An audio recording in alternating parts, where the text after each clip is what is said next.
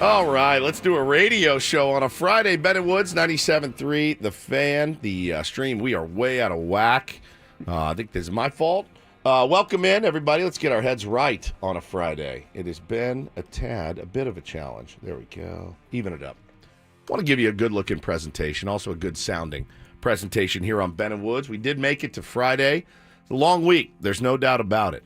I'm Woodsy. That's Paul Reindl. He's the executive producer of the program. Good morning, Paulie. Hey, how are you? Doing great. Ben Higgins, your friendly neighborhood sports anchor. Caitlin says, Ben looks really tired. Ben's frustrated and tired. No, I just forgot my glasses. You did? Yeah. Well, you should have worn a hat. I look a little different. You should have worn a hat. You would have looked amazing. Not the Kangol. The Kangol always looks good. Oh, there we go. Going to put his Hawk Tua hat on. Yeah. I mean, it looks so much better without the glasses, doesn't it? Yeah, you look at you. Handsome devil. You look cool. Yeah, you do look tired, bro. You know what you look like? Can I say this honestly? You look like you were out boozing all night. You got that, like, the eyes are like this, you know, like...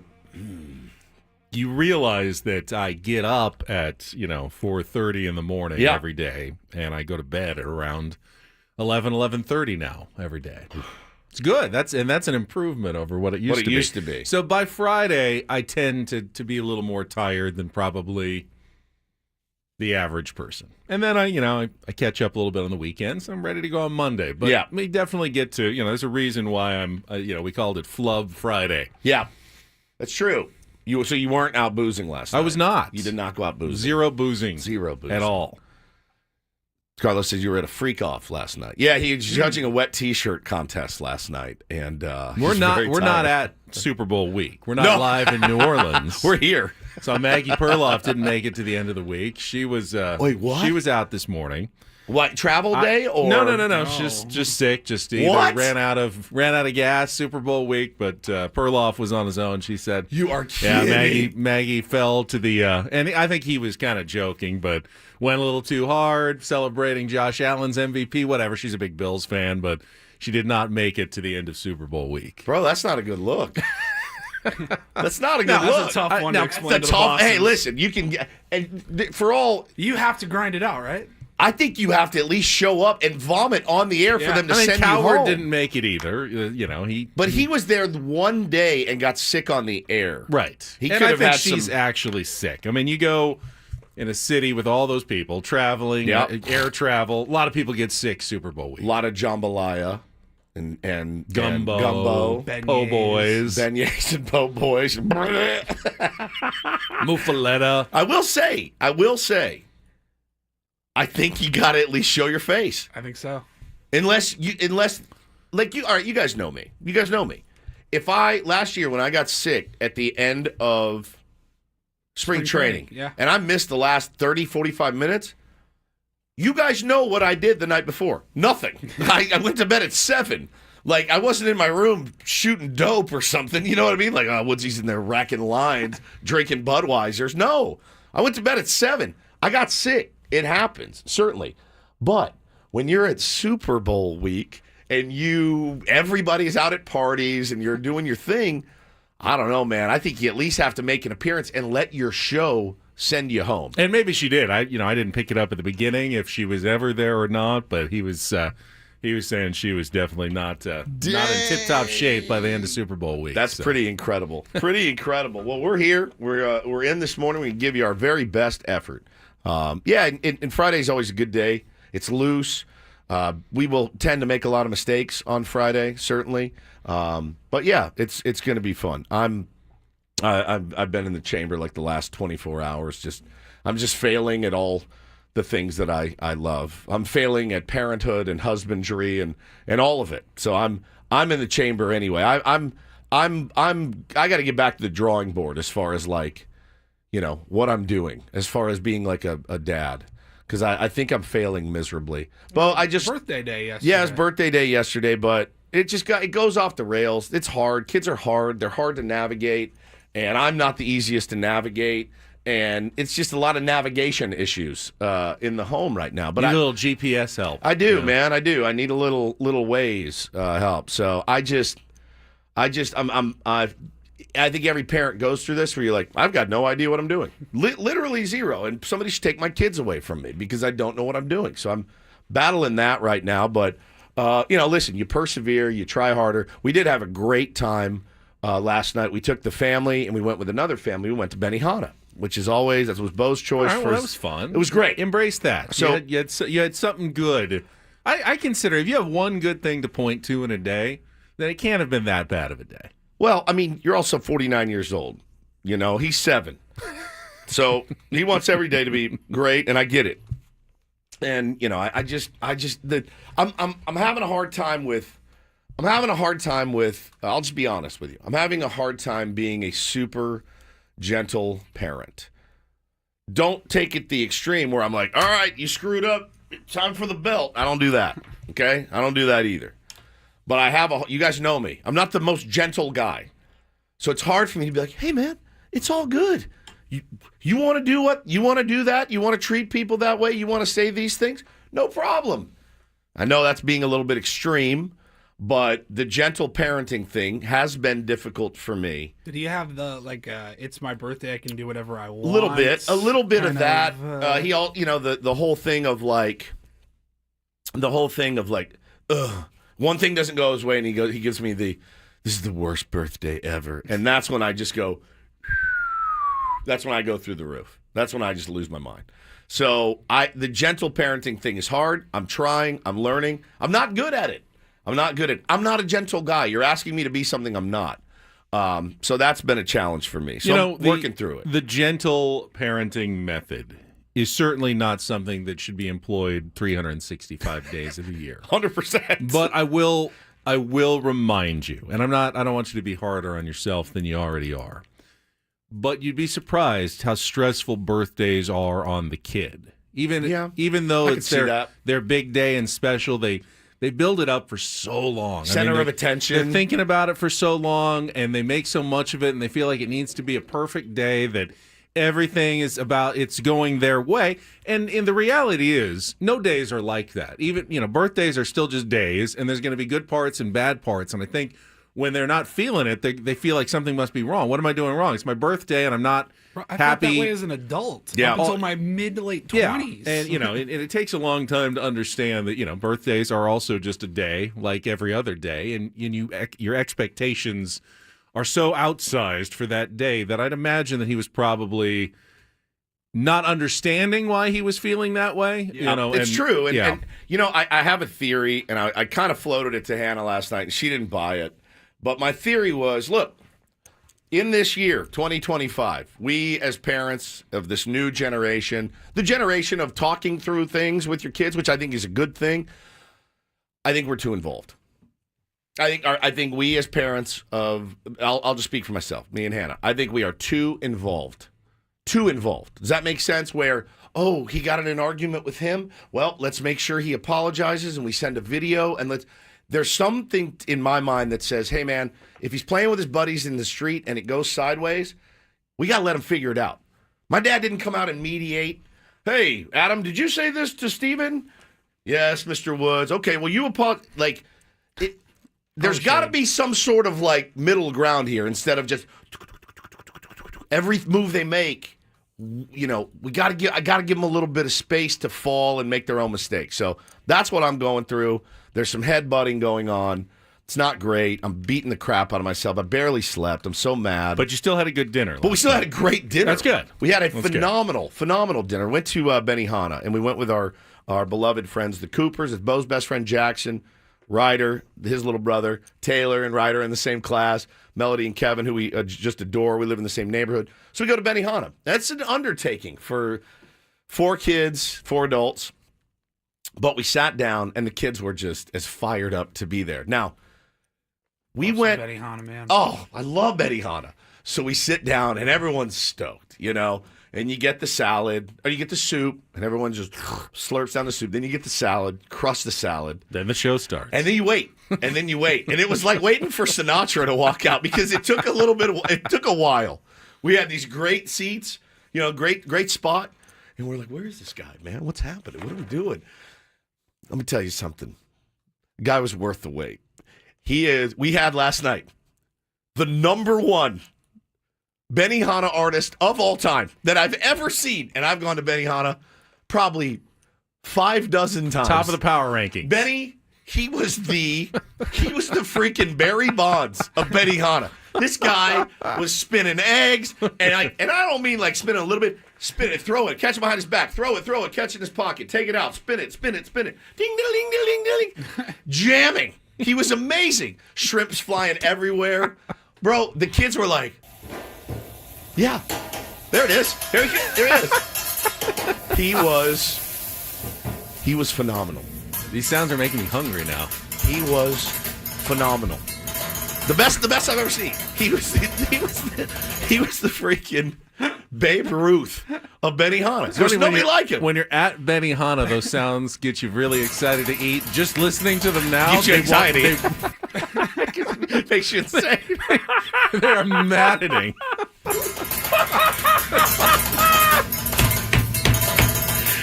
That's got to be the most annoying sound I've ever heard. Hey, John Bonham, take it easy with the spatulas, all right? I'm dying. Bro. I can feel it coming in the air tonight. Bro, he was absolutely incredible.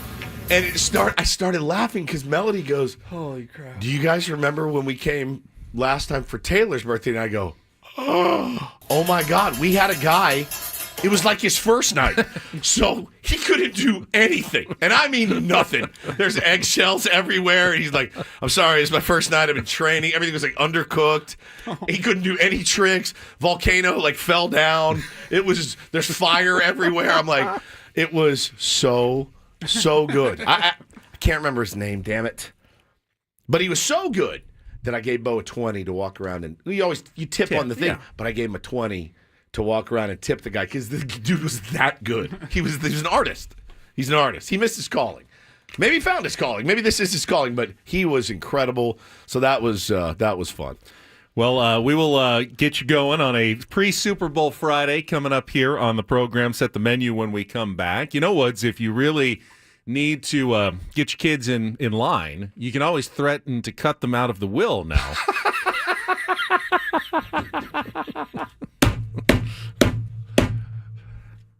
Shape up, or I'm going to trustandwill.com and I'm revising Who would Woods call for my that? estate documents. Something tells me they'll be fine. Oh, good. We don't get all your records. Great, Dad. Super. But, on a serious subject, if you haven't laid out a plan for what happens when you're gone, it really only takes a few minutes to get some peace of mind for you and your family by going to trustandwill.com. Woods and I both did it over the break. We did. Had just kind of ignored it for the first 50 years of our lives, but it was so easy. It's kind of stupid to not actually go and lay out a few things, either in a will or if you've got some assets that you'd like to protect from probate and really avoid extra fees and hassles for your family. You can set up a trust and have those assets really passed down with a much more ease and convenience. Yeah, you definitely don't want your family off in probate court. Fighting it out, spending a tremendous amount in fees, can take a year and a half sometimes to settle. But yeah, you have to get the trust as well. Only a trust can help you bypass probate. So all you got to do, guys, is exactly what we did. Go to trustandwill.com. Get this thing going right now. Use the code San Diego, one word, when you check out. Trustandwill.com, San Diego. You'll get 10% off plus free shipping of your estate plan documents by visiting, again, trustandwill.com. Use San Diego when you check out.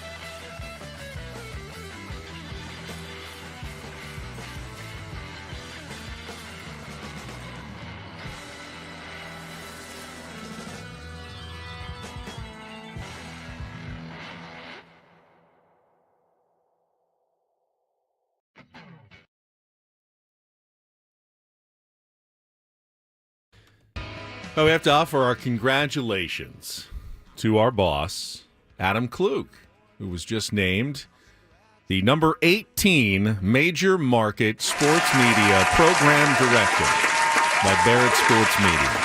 Welcome. And the funny thing is, the picture they used in the I haven't seen it yet. It's him in his weighted vest from our Christmas and holiday extravaganza that we got him. Give him the thumbs up. Wearing his weighted vest that we gave him over the holidays in front of the Odyssey Christmas tree here in our studios. Oh my God! And congratulations to Adam. Good Top job, 20. dude. Congratulations, buddy. I believe it. Cares a lot. Doing a good job. Yeah, doing a great job. Cares a lot. Higher ranked than any of his shows. Of course, we mentioned yesterday Gwen and Chris. Great. Number 19. We got the old honorable mention. The old 21. First in others receiving votes this year. First losers. First losers. Of all the worst, we were the best. Yeah, we were in it the last couple of years. Felt nice. Now it doesn't. I don't like being out of the top 20, but hey, it is what it is. Give you a little extra motivation for next year. Not that there's anything we can do to control it at all.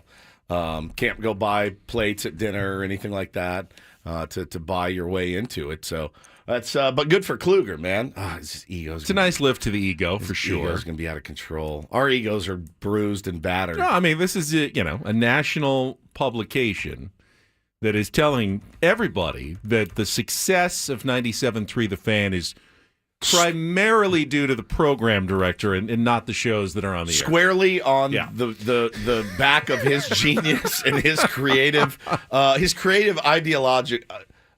What is the word? Ideology? Ideology is the word I'm looking for. Obviously, that's why we went 21. I can't well, even say the station ideology. is much more than the sum of its parts. The sum of its parts are outside the top 20, but thanks to Adam, yes, it tightens it. It tightens it all up. Brings it all in. So, congratulations to Adam Klug. Wow. Good for him. Good for him. Proud of him. He looks very happy in that picture, like he knew he was going to be named a top 20 program director in the country. I wonder if he's been using his vest at all. It's a good question. I don't know, because it was heavy for him. He's a little bub, dude.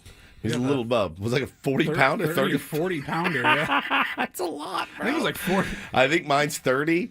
And that son of a bitch is heavy, man. You get to walking with that thing, and you're like, oh, all right. Starts to yank your back a little bit. I got it delivered, and I just left it like in the box for a couple of weeks. You got to while we're waiting for the extravaganza. It was just in my garage. And then the night before the extravaganza, I'm loading the car with all the stuff, getting ready, making it as easy as possible because it was like 2 a.m. when I was leaving. And I got into the garage, and I bent down to pick this box up, and I'm like, holy hell! So 40-pound box. So when I use mine, we have a hook that hangs up like in the garage. It's high. It's full extension of my arms. So I get in from a walk, take it off, and then I have to lift it up, and my legs are shaking. I'm like, I know what. Never mind. So terrible. Just dropping on the floor. Yeah. So, quick shout out to Tier 1 Rachel Doyle. It's her birthday today. Her husband Tom said, "Hey, can you give my wife a shout out?" Tom, honestly, today's the day for it. Okay. You want birthday shout outs? You want, I don't know, you want to call your boss or something? Today's a good day for it. Happy birthday, Rachel. Rachel, if your dad wants you to go hit off the tee, though, have a good attitude about it. Don't place too high of expectations on a perfect birthday. No, I didn't tell that story. I told you guys that off the air. So. You said he was having a tough day, and you said you were talking about he's a huge pain in the ass. Being a parent. I mean, that's part of the story. Huge pain in the ass. Yeah. And apparently, my wife thinks I'm Augie Garrido. So there you go. Look it up if you don't know who Augie is. He was the Texas coach? Yeah. You've seen his rants before. How the F do you get picked off first base? You guys are going to forget about it. This is our lives. Can't wait. I got practice tonight. I have 13 children under my watchful eye. 13 is a big team. Ben, this must be how Dave Roberts feels, because I have an ungodly good team. I know these kids. I've coached a lot of them. Our team is stacked.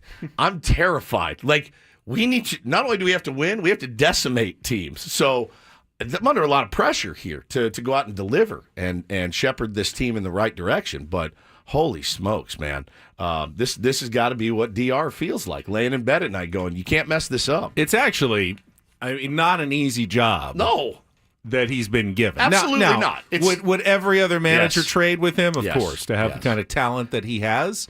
But there are definitely some challenges that go along with managing a roster like the one the Dodgers have put together. There are some pitfalls. There are some major, major pitfalls. Again, oh, your Cadillac broke down? I'm so sorry for you, right? You drive a Cadillac. But all that being said, yeah, dude, I've said it before. The pressure is immense. There's no pressure on the new, what's the new guy, Clayton McCullough in Miami? Zero. None. Literally no pressure at all. And there's probably 10 managers in baseball that probably applies to. But the number one most, you have to win 100. The expectation they said from their own players, 120 wins, which would be 4 more than the all-time record. So imagine having a 113 win season and be kind of disappointing. Yeah, we're a little bummed. We fell 7 short. It's that's a high bar to clear this year. Yeah, that's how I feel. So coming up on the program this morning, obviously we'll look ahead to the Super Bowl. We'll have our picks for the game. I'm on the Eagles. I'm curious, what you guys have ended up. We should give some final scores and everything just so we can go on the record before Monday. Final football game of the season coming up. Also had all the NFL awards announced last night. MVP, Offensive Player of the Year. I never get why those are different people, but Josh Allen ends up taking the big prize. Also had the Hall of Fame announcements. We can talk about the Antonio Gates. Congratulations to him. Very going into the congratulations from you. No, I'm happy for Antonio. I've always liked Antonio. Why did you say congratulations, Antonio Gates? Because I do know that his organization will capitalize on that, and they're going to take a lot of the credit for Antonio's great career. Which, he didn't ever play in L.A., did he? He did. 3 years. Oh, 3. Three years, I believe. God.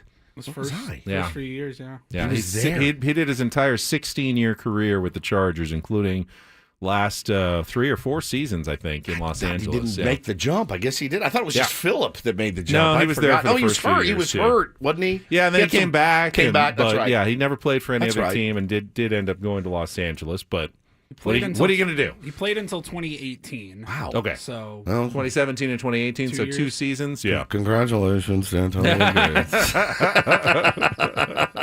So good. Talk more about the Padres developments from yesterday. Broke while we were on the air. New control person name, but I think there's still a lot of confusion. I could tell at Channel 10 last night there was some confusion about what's going on and does this affect the lawsuit by Seidler. Also had to finally unearth a picture of John Seidler. Yeah. I got a message from the Padres. They finally gave me something because we could not find anything. We Googled yesterday, could not find any of it. I saw one guy who was like a business headshot nothing. Or something. No, how do you get that? I got That's what I want. He doesn't exist. That's what I want. I got one from the Padres. UT had it as well. Yep. It's him and his wife cheering during the playoffs last year. Him in a white Padres pinstripe jersey. And finally have an idea of what this guy looks like. He's now or at least going to be in the next 30 days, control person in the Padres. And now, at least if we ran into him at Petco Park, we'd know. We'd have an idea. Okay, that's you. You're the guy who's now in charge of the future of our franchise that we all love so much. So I had a little bit of discussion at work about that. We'll talk about that. Rob Manfred was there. He had some comments on it as well, and we can talk about what he had to say beyond that as well coming up in our next segment. So we got a lot to get to. Let's take a time out. We'll come back, and we'll discuss what transpired yesterday in Florida, a little of the nuts and bolts of baseball news that's going on here as we get ready for spring training to start in a couple of days, Woods. All right, California sports fans, good news. Underdog available to play in our state. The best app for your big game party is actually on your phone. It's not on your table. It's on your phone. It's called Underdog. Underdog, the best place to cash in on all your takes during the big game. Which players are going to go off, which ones are ice cold. Make your entries in just a few taps. Daily Fantasy is a blast. If you haven't played it yet, Underdog's a great place to go with their pick'em game. You could win up to 1,000 times your money just by choosing higher or lower on player stats. I love that you can make your picks, 6, 8 picks, whatever you want to do. You can flex. Hey, what if I only get 4 right? Oh, I can still actually win. So it's really, really fun. You track as you go along. You pull it up on the app, and you're like, oh, I'm so close. I need one more catch to hit this one. It's really, really fun. Underdog's the only pick-em platform that puts the power to cash out in your hands. Now you can either keep riding with your entry or tap the Win Now button to cash out whenever you want. So, again, Underdog, the best place to play Pick'em. Download the app, sign up with the promo code WOODS. Deposit now. You'll get up to $1,000 in bonus cash instantly. That's promo code WOODS. Must be 18 and over, present in a state where Underdog Fantasy operates. Terms do apply. Concerned with your play, call 1-800-GAMBLER or visit www.ncpgambling.org.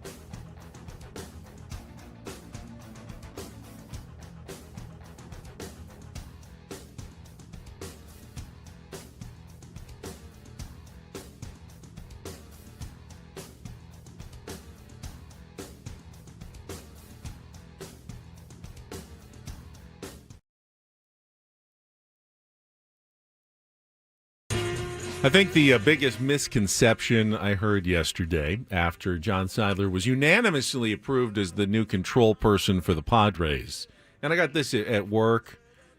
People just asking. So this settles this settles everything now. Now we know what. Now the Padres have some, certainty going forward. And I go, nothing's really changed from yesterday. 24 hours. Nothing is different from yesterday. Well, we always knew that owners would make this step and approve John Seidler as the control person, but it does not. It does not change the lawsuit that was filed by Shiel Seidler in a Texas court. And we still don't know how long that's going to go on or what a judge will end up ruling. She has asked for everything that the trust has done to be undone, including naming John Seidler as the control person. Now, if she doesn't win her case, and, we've seen legal speculation. Dennis Lin wrote in The Athletic, talked to lawyers, said doesn't seem like she's got a strong case legally, but that's, that'll be decided in a court. Then yes, John Seidler will go on being the control person, and there will be certainty at some point. But this was simply another step. You did hear yesterday from Rob Manfred that Peter Seidler had filed documents with Major League Baseball as well, succession documents, and Rob Manfred said, "I believe this is what Peter wanted. I believe these were his wishes." To have, John Seidler go forward as the control person for the San Diego Padres. Is it self-serving of their interest, perhaps, to have more certainty and have that settled? That's absolutely possible, but that at least is the take of Major League Baseball as well, aligning with John Seidler and the Seidler Trust right now in terms of what the future of the Padres looks like. Yeah, and what it does, and we talked about this a lot yesterday, though. It just gives be honest, it gives you somebody to yell at. You know what I mean? It does. It gives you somebody. If things don't go the right way, it puts a face to the franchise. Does it not? It gives you the face of the franchise, the guy that's going to be controlling the team. And as non-controversial as it may have been within the boardroom there where they voted unanimously, look, it gives us now, okay, John, we'd love to talk to you, and what are your plans for the team? I did see a blurb that came out on Twitter yesterday in regards to payroll. Here it is. It's in Kevin Acey's article. Yep, I saw it too. It says the Padres plan to have a payroll of around $200 million, which they believe will place them in the top 10 among MLB's 30 teams. Eric Katsenda, a longtime friend and business partner of Peter Seidler, minority owner in the Padres, will continue as the team's control person until John takes over. Then he will move into an advisory role. But the club's messaging now is that the new boss is expected to be the same as the old boss. That I don't get. That one I don't get. The new boss, and the new boss being John, the old boss being Eric? Or new boss being John, old boss being Peter. I read that's different. That's a good point. I read that as the philosophy of the organization isn't going to change all of a sudden one day. Hey, new owner. Oftentimes, when a new owner steps in, and there's a big change, sweeping changes. Right. Comes in and he wants to put his stamp on the organization. Clean house, new CEO, new front office, new general manager. They're going to bring in a whole new staff and bring in his own people. That is not expected to happen. You're not expecting to see major changes within the Padres organization simply because they have a new control person. That's how I read that statement. I got an email yesterday from somebody that works in PR, and they said, this has been fascinating as someone who works in PR and is also a Padres fan, because, of course, you're going to look at it from a PR perspective and go, okay, have they done everything the right way? I don't think they have. I think they would admit, they haven't done everything the right way with all of this. Do they still have a chance to salvage it? Sure, absolutely. It's the thing about public relations, Benny, is that it continues. I mean, it's not.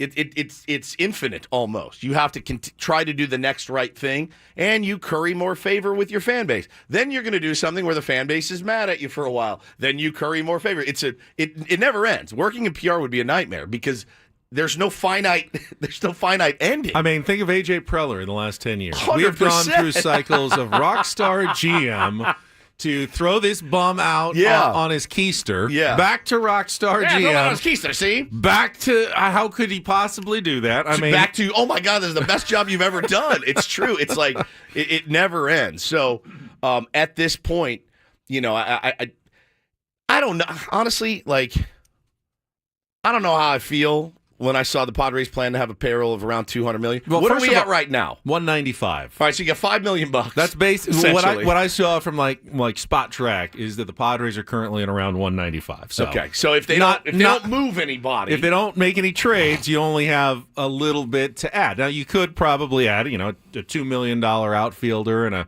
$2 million pitcher or something like that, and still stay at around $200 million. But if you want to add more, you'd probably have to clear some salary somewhere. Josh wants to know, how is John Seidler related to Peter O'Malley? The exact same way that Peter Seidler was. His grandson.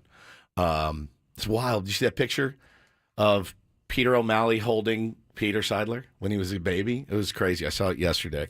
It just, again, it gives you somebody that you can point to say, all right, good, hey, great job, or hey, that sucked. You know, we need to do better moving forward. Andy says, how many teams in the top 10 have no TV deal? That's a good question. That's a really, really good question. I know there's a lot of teams in flux, the Padres being one of them.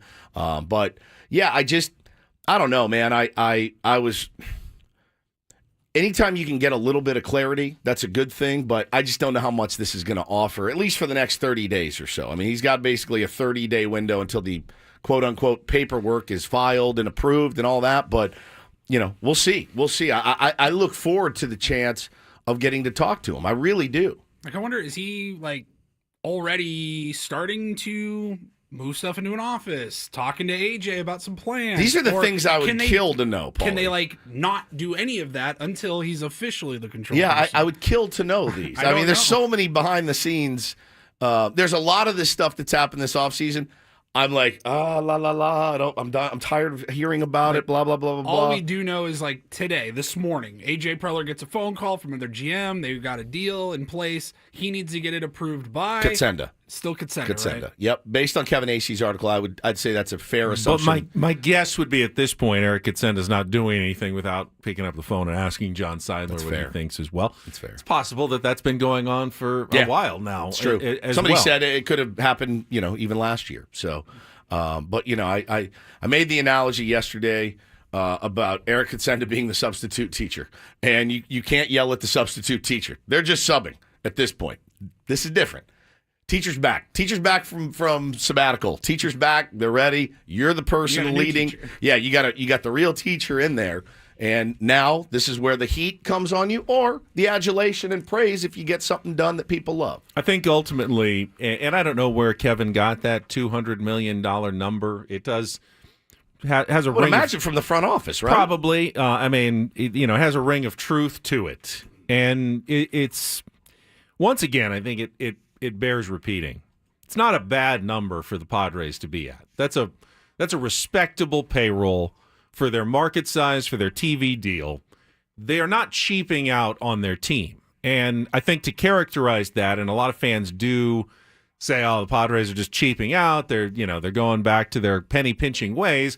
That's not true. But it's also true that at this moment, $200 million isn't enough to address the needs of your roster. Yeah, it's such a look. It's a it's a tough conversation to have because anybody can just point to a number and say, "This is what we're currently spending. You guys can all suck it. Look at this number.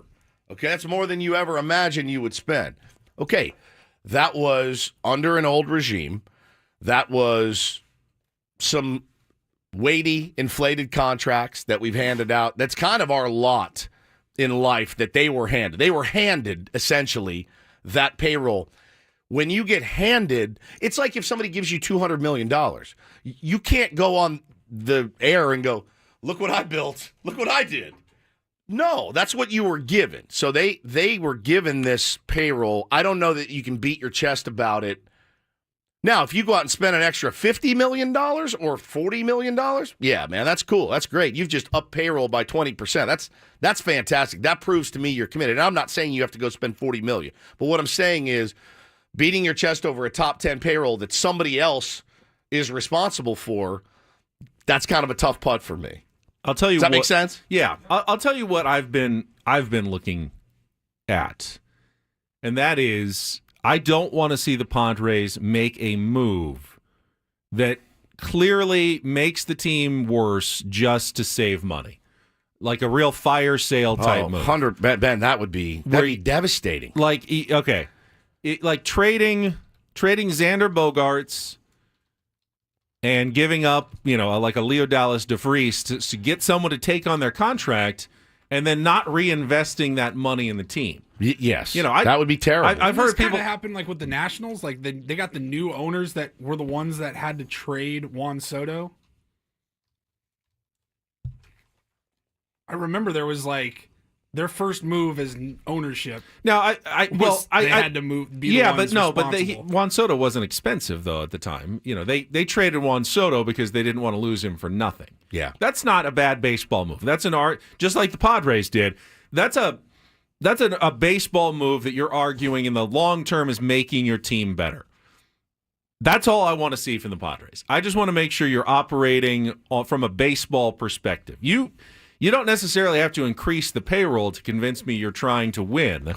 You just can't cut payroll just for the sake of cutting payroll, knowing there's no GM in the world who would do this deal unless they were simply being forced to cut payroll. Correct. Yeah, this is a bad deal unless your only goal is to cut the payroll of your roster. That would be malpractice. That would be tough to swallow. And I haven't. The Padres cut a lot of payroll last year, but I wouldn't argue that they made any moves that were bad deals. In fact, it turned out the Juan Soto deal was a pretty good deal for the team. If they did make that move, like let's just use that example, DeVries and Xander for a team to eat. Yeah, most, yes, if not all of Xander's contract. I don't know if that partner even is out there, but if you were able to get that deal done, there's still nothing. There's not a whole lot out there that AJ can do with that free money this year. Right, like it would still be until the next offseason before any of that freedom that he now has, flexibility. Now, you could invest it in a Jackson Merrill contract. You could invest it in a Michael King contract. And that could be... That would go... You could argue, but from baseball terms, you gave up a good prospect, but it allowed you to keep 2-star players locked up for the future. That's a baseball move. But if you just do it, and now we have a $175 million payroll. Wow, but now you've lost one of your best prospects and you didn't do anything with that money. Yeah. That's when I would start getting concerned about the direction of the franchise. Bro, you're seeing it in San Francisco right now. You're seeing it. It's exactly just cleared $7, $8, $9 million or whatever for Tyler Rogers, and their GM is like, we're not doing anything else. And fans there are understandably pissed. They're pissed. It's even though they added, Justin Verlander and Willy Adames this offseason. It's not like they didn't do anything. That's true. But so that's kind of what nothing the Padres have done. Yeah, they haven't gone out and signed free agents, but they haven't made a stupid baseball move this offseason. Yeah. Because they really haven't made any baseball moves this offseason, but they haven't made like a one that you go, well, that's a head scratcher. I don't understand why a team would do that other than they're trying to save money. Yeah. And they have not done a move like that. Like if you take over as the control person for the San Diego Padres with season tickets sold out and 60 plus whatever it was sellouts last year, and your first move is some move that looks like a fire sale move, who wants that gig? Who wants that gig? I mean, who would want that? So again, we don't know enough about John.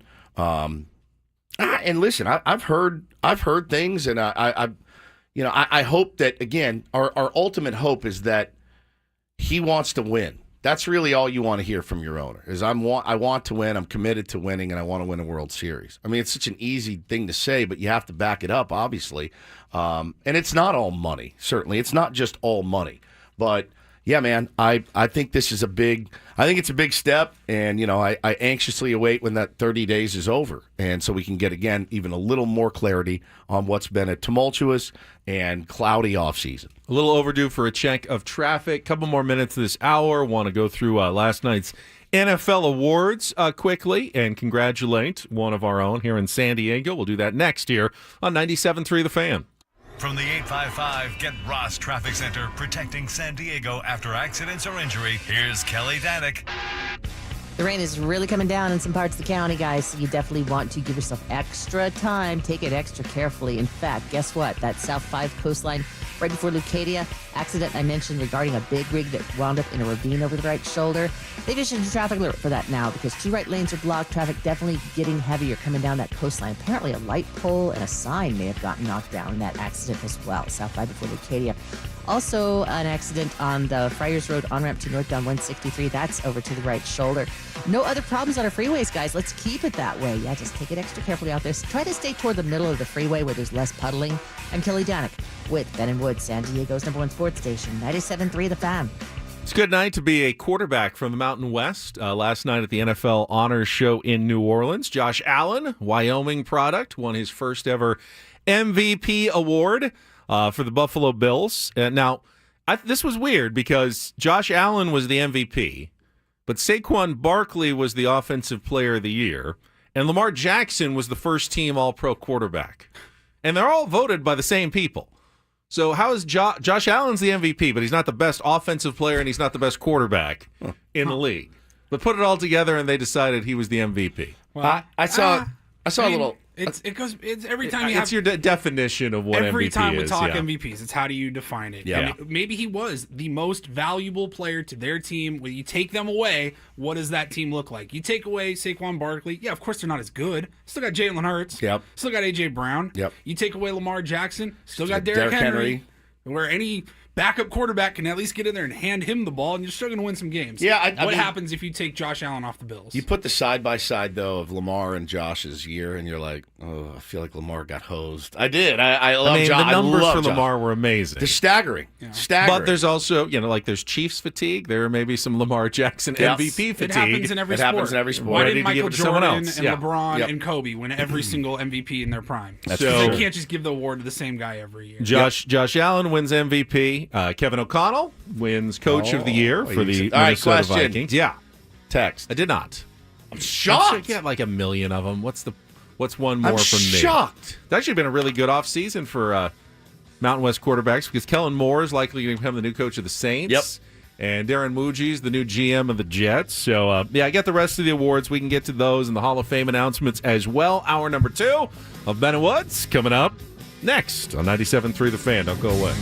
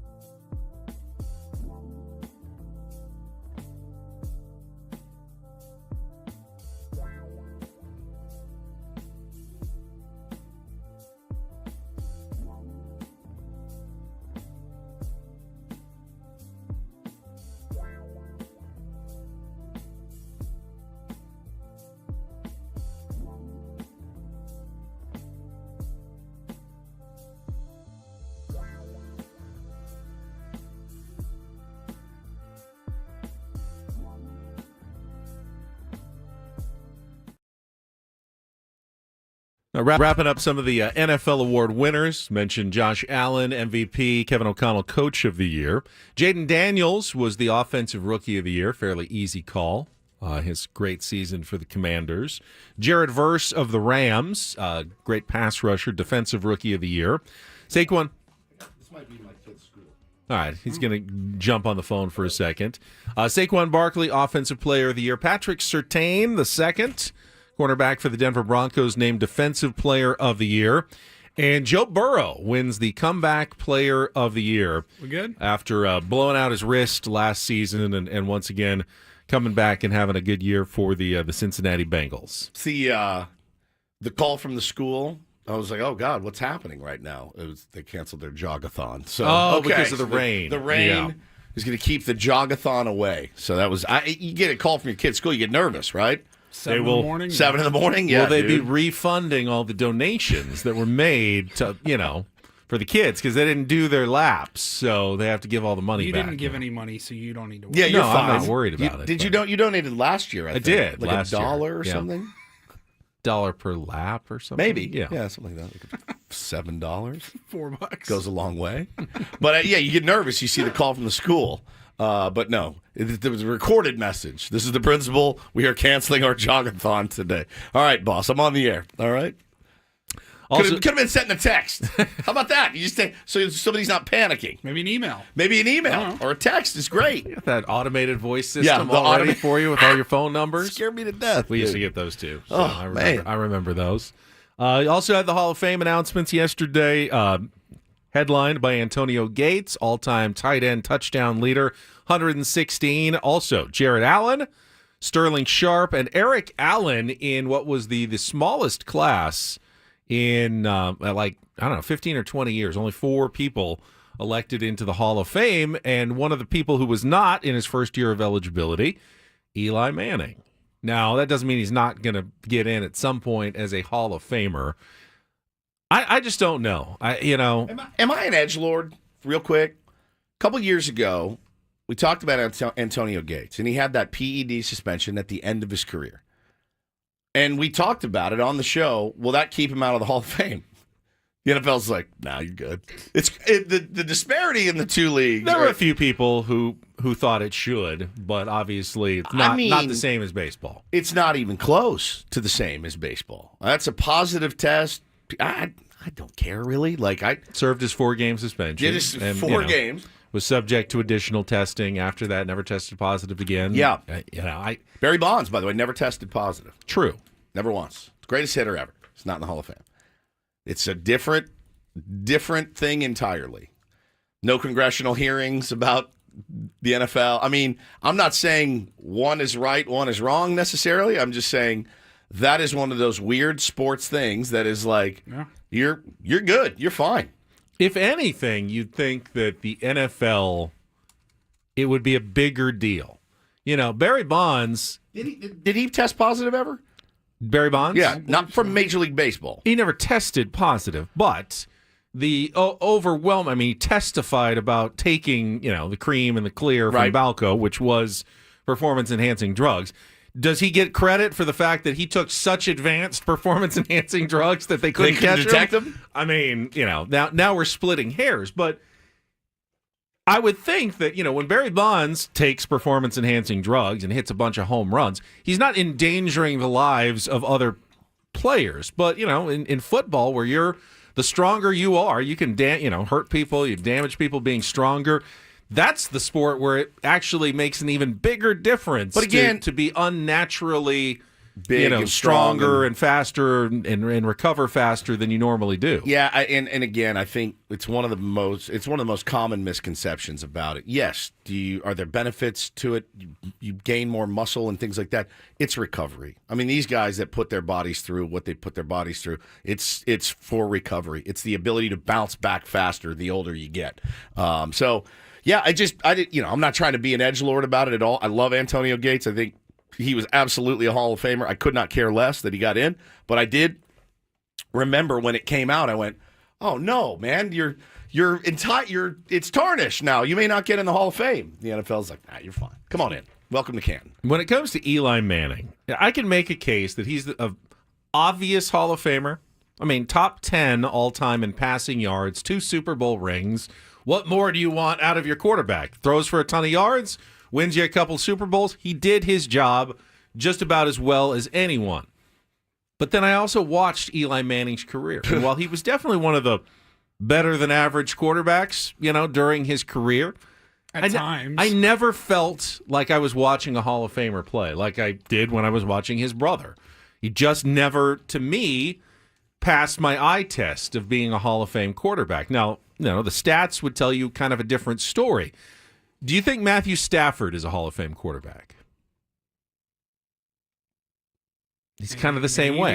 I always feel like he's been one of the better quarterbacks in the league. He really has. He's now number 10 in all-time passing yardage, just past Eli Manning, and he has his Super Bowl ring with the Rams. He has one. Does that extra one ring make Eli way more of a Hall of Famer than Matthew Stafford, or are neither of them Hall of Famers? Are they just really, really good football players who had really, really good careers overall? I always compare it just in that draft class with Ben Roethlisberger, Eli Manning, and Phillip Rivers. I think Phillip Rivers was the best quarterback of those three at throwing the football and being a quarterback. I don't think Phillip Rivers even has a chance at the Hall of Fame. You don't? I do.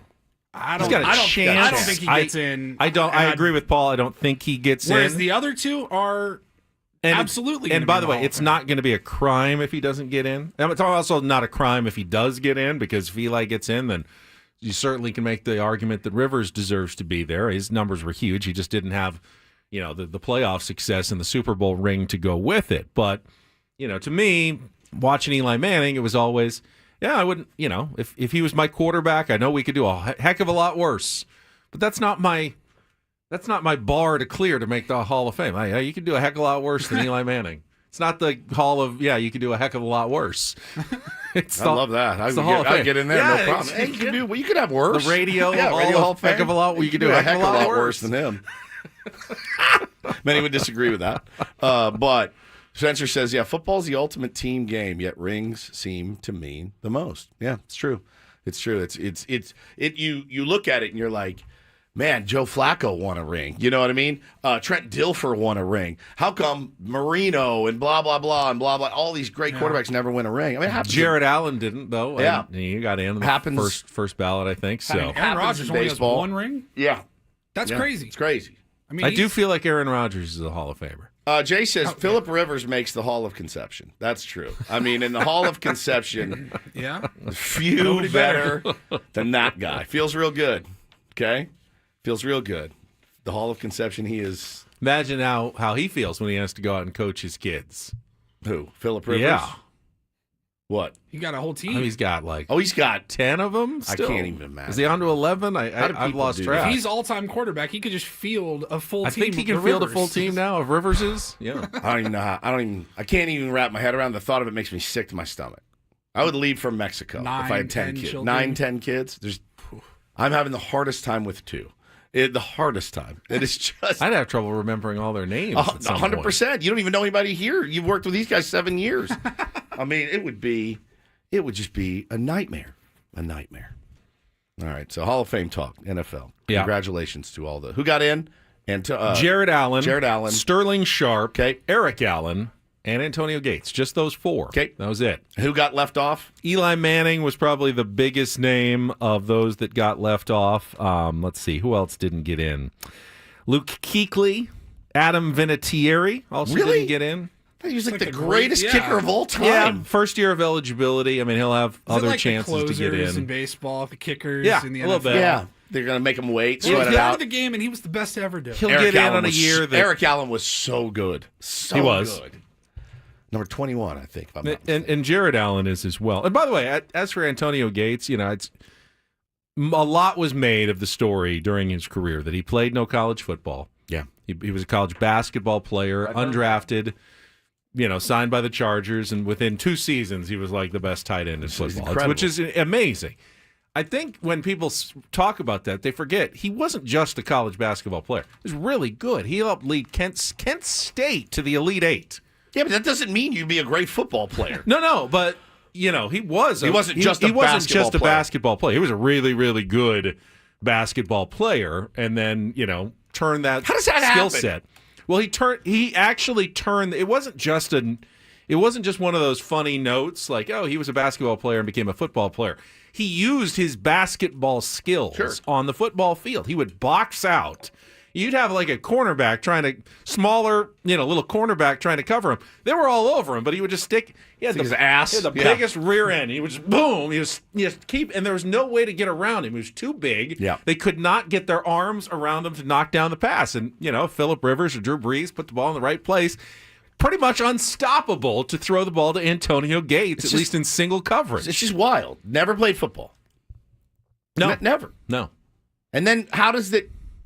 Did his basketball career crumble? And he's like, I got to try something else. He wasn't of NBA size. He wasn't tall enough to go to the next level. But I'll just go play in the NFL and make the Hall of Fame. I mean, they looked at that body type and they go, "This is a remarkable athlete, and we need to do something with him." Yeah. And credit to the Chargers at the time. I mean, I think it was at AJ Smith, I think, and maybe John Butler. I don't remember exactly who signed him originally, but for having that, vision, like I can see how this guy could be really, really good. So let's give it a try. And it worked out. I like that. All the way to the Hall of Fame. So congratulations. A couple just quick notes. I don't know. Did you watch any sports last night? You were at Benihana. That's true. I was getting after it. Congratulations. UCSD, big win last night at Lion Tree Arena. Another one. Beat UC Riverside, one of the two teams that they had lost to in the Big West, 91-71.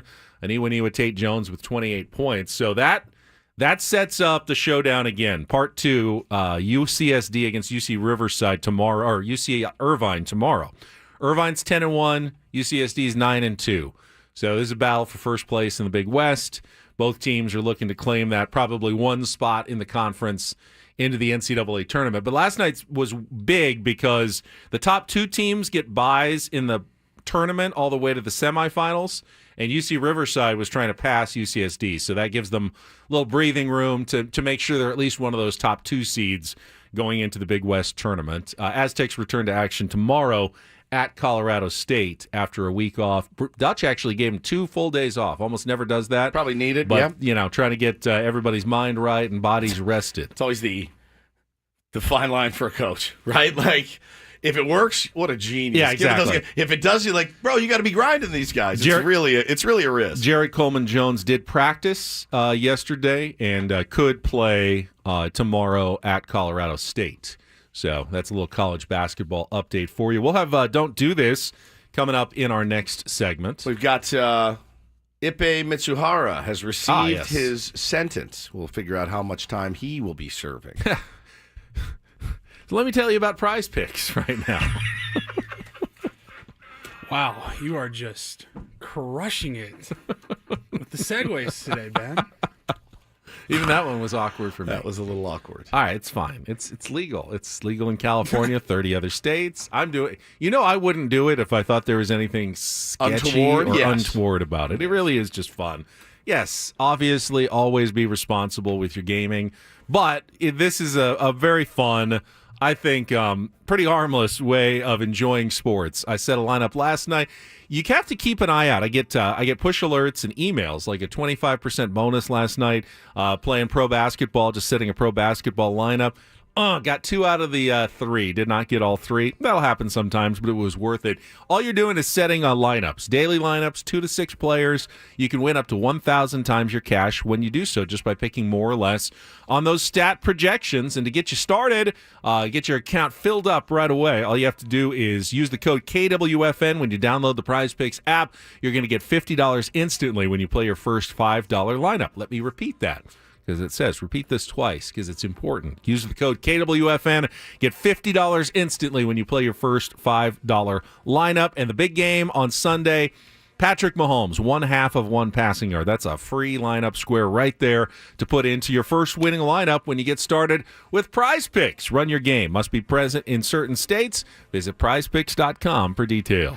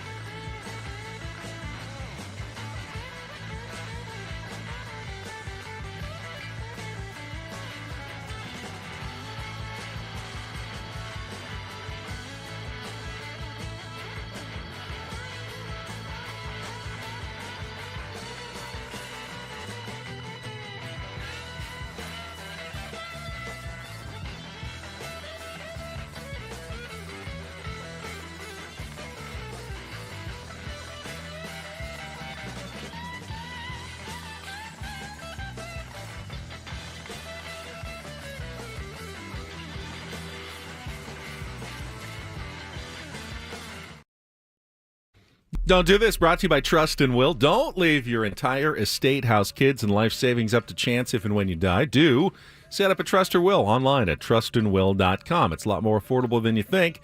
Visit trustandwill.com for more info. Want to thank Troy Hirsch, Fox 5 sportscaster. Big fan of Troy Hirsch. I know you are. Texted in. Little Antonio Gates update. And if I knew this, I had forgotten. But he said that Antonio told him that he did want to play college football, and his intention was to play both football and basketball at Michigan State. But the Michigan State football coach, when he got there, and I'm not sure who it was back at the time, Antonio, whoever it was unwilling to let him play basketball, and that was unacceptable. So that's when he transferred to Kent State to then just play basketball at Kent State. Wild. So, thank you, Troy, for the little update. All right, I'll start DDT today with what is likely the final update in this case. Ippei Mizuhara, former interpreter for Shohei Ohtani, was sentenced to nearly 5 years, 57 months, in prison yesterday for stealing about $17 million from the Dodgers superstar, impersonating him in phone calls to the bank, wire transfers, and such, purportedly to repay gambling debts, although there was some questions that were, posed by the prosecutors going, I mean, he did rack up a lot of gambling debts, but it appears like he started stealing the money before he actually owed all of the money. Judge John W. Holcomb said the magnitude of the theft, $17 million in my view, is shockingly high. I hope that Mr. Mizuhara will be able to repay that sum. That remains to be seen. It's going to be tough to do. My guess is no. So he's got 5 years. Maybe hit a hell of a parlay. Six gamer. Maybe 2.5, 3 years. 6 gamer. Before he gets out. Wait, parole. 57 months. 57 months. Okay, that's 5 years. Yeah, God. So, yeah, you stole. You've got that hanging over you. It's $17 million, though. That's hanging over for the rest of your life. Most of us will not earn $17 million in our entire lives, correct? Not 10 lives. No, I mean, let's say you make like $100,000 a year, so that would take 170 years to get to piece of cake. Yeah, that's probably not going to happen for most people. Here's the thing, man. You stole $17 million, and you get 5 years in prison. Might be worth a stretch.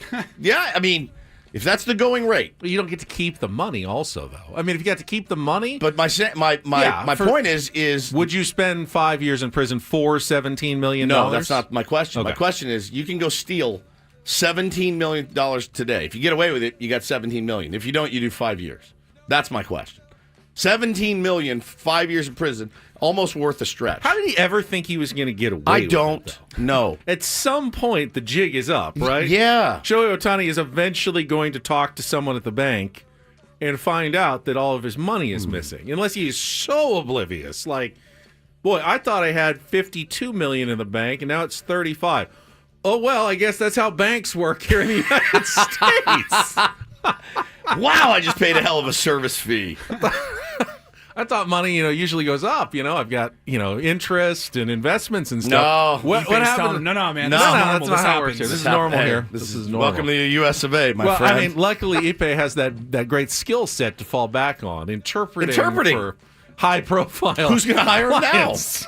Again, I mean, if he references, I don't think you want to talk to my former employer necessarily. if this is fully 100% his fault, this may be the biggest bag fumble of all time. The literal life of Riley for the rest of your life, just cruising on Shohei's coattails, driving Porsches, eating lobsters, having a great time, going to World Series, having a blast. All you got to do is interpret. That's your gig. You just hang out with the biggest superstar in the world. You get paid handsomely to do it. Drive around in your Porsche. Get girls. Do whatever you want to do. Rich. Rolling with the richest. You fumbled. It's the biggest bag fumble of all time. The only thing you need to invest in is a little time with Rosetta Stone. That's it. You're good to go. That's it, man. For the rest of your life. Insane. Just insane. So 5 years, 17. All right. We'll see. How nervous are you if you're on that gravy train? And you that it's going to end, and Shohei starts learning English, and it gets pretty good at it. You go, no. Oh, you sound terrible. You sound like an idiot. Just let me do it. You really embarrassed yourself yesterday, buddy. You really did. You really embarrassed yourself. I got this. Shit to Shohei. I wonder if this is inspiring any other players in baseball, whatever language they speak, to work on their English a little bit so they don't have to rely on a translator. Bro, this has happened to so many athletes as far as getting rooked. Invest in this, invest in that, and it just goes belly up. You never hear from these people again. It's tough to decide, like tough to know who's on the up and up a lot of times. So, yeah, man, it's crazy. So 5 years for Ippei, and as you said, this may be the last update, but it also may not be. You just never know what comes out down the road. This is something that we've gotten used to on Don't Do This, and it's Kelly Stafford, Matthew Stafford's wife, putting her husband in yet another really uncomfortable situation with her latest podcast. Here's what she had to say. Wasn't planning on discussing this, but why not? My husband wants to win. He's not trying to put a team in a bad situation. If you're catching my drift, you're catching my drift. I will say that the trading away of Cooper Cup. I guess I'm just I'm confused because we were one play away from going to the NFC Championship. And I think if we go, we win. I have to be the dog in this situation. You don't. I want the respect for him that he deserves. Yes, I love the city of LA. Here's the problem. I love the city of LA. With that being said, I love an adventure. So now, instead of just your weighing in on, and I think it would have been absolutely okay. What do you think of Cooper Kupp being traded? I hate it. I love Cooper. Matthew loves Cooper. Hasn't been traded, by the way. Hasn't been traded yet, but it's a real bummer if they trade Cooper. We love him. We're friends with the Cubs. Whatever. That is absolutely, I think, above board, no problem. I don't want to, Matthew's not going to put him in a bad situation, but now she's essentially saying, if you need to trade us, feel free. You know what I'm saying? Like, put him in a bad situation. Now he's got to go to his bosses and go, I don't want to be traded. All right. Part of I have mixed thoughts. Part of me is like, maybe she should be allowed to have her opinions. She's allowed to. And express them. But she's put Matthew in a really tough spot by insinuating that they would willing to be traded from L.A. Cooper Kupp he's going to make a lot of money next year. The Rams could use that for other areas of need on their roster. The production is... He's already got some great pass catchers. It just doesn't make a lot of sense to allocate $20 million toward Cooper Kupp at this stage of his career. It doesn't mean Cooper Kupp's not a good player. If he was that great at $20 million, though, other teams would be falling over themselves to trade for Cooper Kupp. And the word is not going to be easy for the Rams to even deal that contract. So the take doesn't really hold up. The other thought is, whoever put together that mashup, why do we need, movie trailer music under Kelly Stafford? In a world where Matthew Stafford gets traded. Can you play just a little bit more of it? Listen win. Below. He's not trying to put a team in a bad situation. If you're catching my drift, you're catching my drift. I will say that the trading away of Cooper, was it the Avengers? I guess I'm just John Wick 4. KL says the clip going around is misleading. If you listen to all of it, there's a part that's not, that they're talking Matthew being traded. Yeah, that's what she's insinuating. She's insinuating we don't want to put the LA Rams in a bad spot, but I'll be the dog on this. Well, again, I didn't listen to the podcast, so I think what he's saying is if you just listen to that clip, you may makes it sound like she's out of nowhere saying hey, if this is the direction you're going, we can go elsewhere. It's kind of she kind of did. She says, "I love an adventure." Not if there's actually talk of them trading Matthew Stafford, though. Right. Finally, a little do this and DD mega do. You know what? This has happened to me before, so I'm going to give some praise and sympathy to Justin Jefferson. This is great. Who last night was one of the presenters on stage at the NFL Honors. Was doing what he was supposed to be doing, reading his speech off the teleprompter when it just went out. And it is the worst. I tell you what, it is the worst. I bet, dude. Feeling. I bet. Playing wide receiver in NFL is a dream job. But playing the position in Minnesota, it means something a little extra. Oh, I'm sorry. Because of the tradition and excellence we've got going on there, the prompter. I'm sorry, guys, with the prompter. I love it. right, that's good right there. We're going to start it over. I love it, dude. That's the only way you can react. And We're going to start it over. people will say, well, yeah, just roll with the punches. You can't, just ad-lib. It's surprisingly hard. Now, we ad-lib 4 hours a day, but when I'm reading off a prompter and I don't expect it to go out, that's a tough moment. If I worked at Channel 10, I'd be pulling the plug in the prompter all the time. Paulie, let's go get the prompter today. Should we do it? It's been a while. We haven't done a prompter prank on Ben. So many years ago, we installed like a new system. The thing went out every other day. So I was ready for it. Like I knew it. But now it's been years since my prompter's gone out. I promise Sunday. you, if it happened all of a sudden, I'd be like, please, someone, please, I'm begging someone at Channel 10. I need this audio. I'm going to text Wale. Text Wale. Just, bro, trip over the Pull plug. his prompter. Pull his prompter in the middle of his long segment on Sunday. I just want to hear how he reacts. And that is don't and do this for a Friday. That was Don't Do This with Ben and Woods on 97.3 The Fan. Is Rob Manfred setting the stage for a lockout or trying to avert one with comments that he made yesterday? We'll get back to some baseball talk coming up next. Yes, sir. Listen, friends, if you're a homeowner right now, don't go through another year with all the high-interest debt. Let Loan Pronto wipe it all out for you. Loan Pronto's rapid equity loan makes it easy to pay off all your credit cards and tackle that 2025 home improvement project. Get cash in your pocket fast. It's your money. You've earned it, okay? No appraisals, no paperwork, no waiting. Loan Pronto's AI-driven technology will get you approved and funded in as little as a day. I told you about the one client, got $150,000 approved out of their equity in under 24 hours, paid off their credit card bills, 2 cars, and a personal loan, saving over $1,500 a month. Can't beat it. With low fixed rates, lightning fast transfers, you can do it as well. Consolidate your debt, improve your home, take control of your finances, and imagine being credit card debt-free by this time next week. Don't wait. Call Loan Pronto now, 619-207-4336, or go to loanpronto.com. Get your free rate quote now with no hard credit pull, 619-207-4336, or loanpronto.com. Equal housing lender, NMLS 1661781, subject to lender approval, NMLSconsumeraccess.org.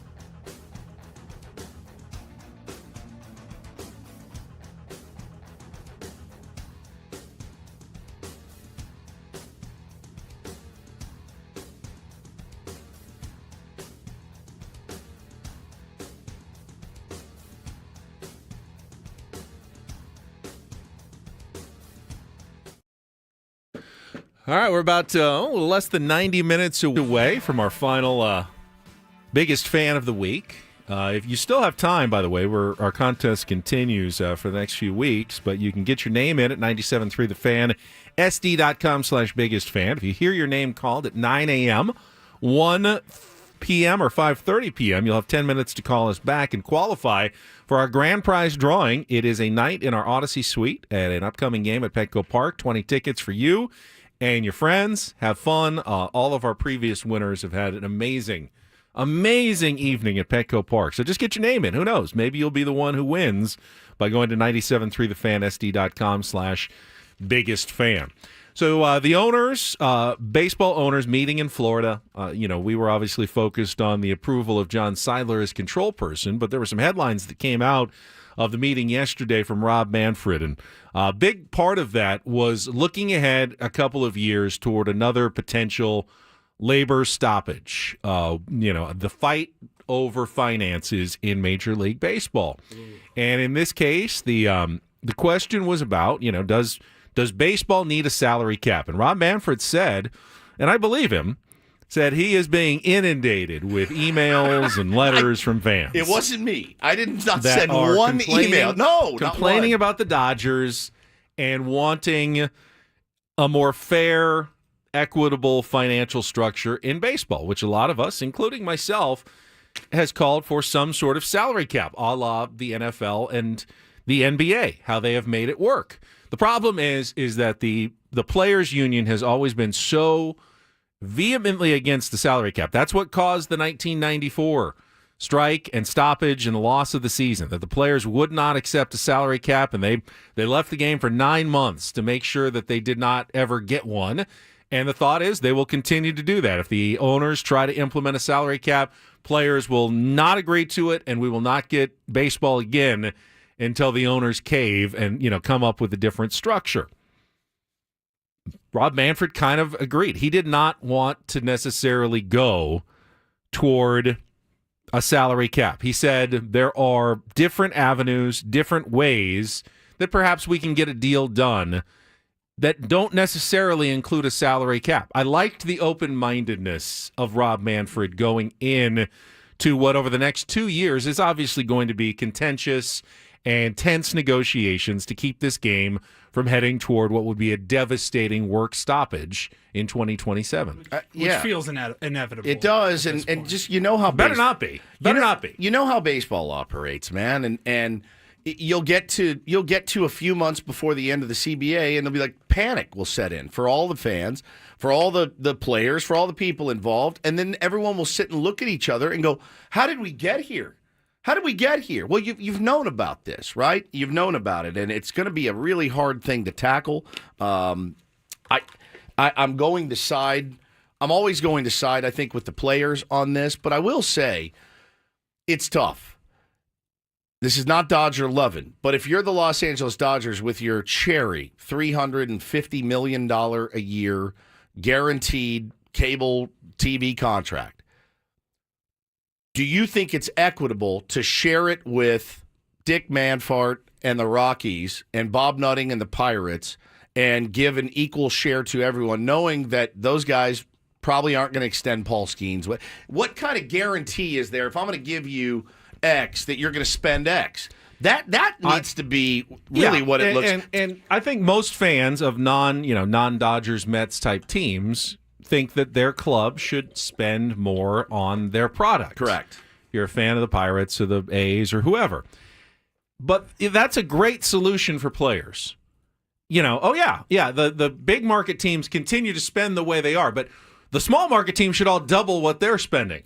Players are like, great. Sounds good to us. Sounds good to us. I'm more likely to get a job. Yeah, with more money. So there's just going to be more high-paying jobs. Why would the owner? That's not a great solution for the owner. So everybody just spends way more is a fantastic solution for the players for the next bargaining agreement. Yeah, yep. Force the small market teams to double their payroll. And then what? Well, then do the big market teams then just double their payroll? So that doesn't solve the inequities of baseball. How do you solve the disparity between how do you keep the big market teams from just All right, yeah. Now the A's are going to spend $150 million instead of $70 million. All right, the Dodgers are going to spend $550 million instead of $350. Instead of $350. How do you keep those, the highs and the lows from being so far apart in Major League Baseball? That's the real concern here, and that's why you almost have to have some sort of cap. Otherwise, big market teams like the Dodgers will just say, "Oh, well, they're catching up to us. Then fine, we're going to spend more," and that is great for players, but at some point, the owners of the smaller teams are going to go, well, I can never keep up with this game. Why would I even try? I could try to invest another $30 million in my roster, but if the Dodgers are just going to invest another $200 million in theirs, what was the point of what I was doing to begin with? So you have to have a system that forces the teams closer together. That's what the NFL and the NBA have done. They've created a system where everybody has to spend, but no one can go completely, in a different stratosphere of spending. And the only way to do that, whatever you want to call it, is a salary cap. You can tie it to a revenue. You can tie it to like basketball and football does. The players will always get whatever it is, 55 to 60% of the revenue that their sport generates. And that's a fixed number in their agreement. But to have that fixed number, it requires pretty strict guardrails on what is being spent, minimums and maximums. And you can't really solve this issue without creating both of those. Am I the only one who's arguing this? I mean, players can't see this. No, I think anytime you tell a player you're going to be capped. And in basketball, there's 11 players on a team. And in baseball, you got 26-man rosters, you got 40-man rosters, you got AAA, AA, single A, low A, high A, blah, blah, blah. How do you start? How does that jump-off thing start? If let's say the players go, you know what? You're right. Cap it. Cap it at X per team, right? Salary cap is this. Salary floor is this. You have to spend this amount of money or you're going to be put up for sale. You know what? I don't know the right answer, but even if that happened, Benny, what's the number? What's the number and where do you get it? So I don't know what the number is this year. What was the total amount spent on baseball salaries this year? This year? Yeah, just every player combined. Let's say it was, I don't know, $2 billion was spent on salaries, and I have no idea if that's anywhere accurate. Next year, let's say after the new CBA comes in, we're going to guarantee that all of our teams spend at least $2.5 billion on salaries. But, it can't all be from the Dodgers and Yankees. We're going to make sure that you're making more money.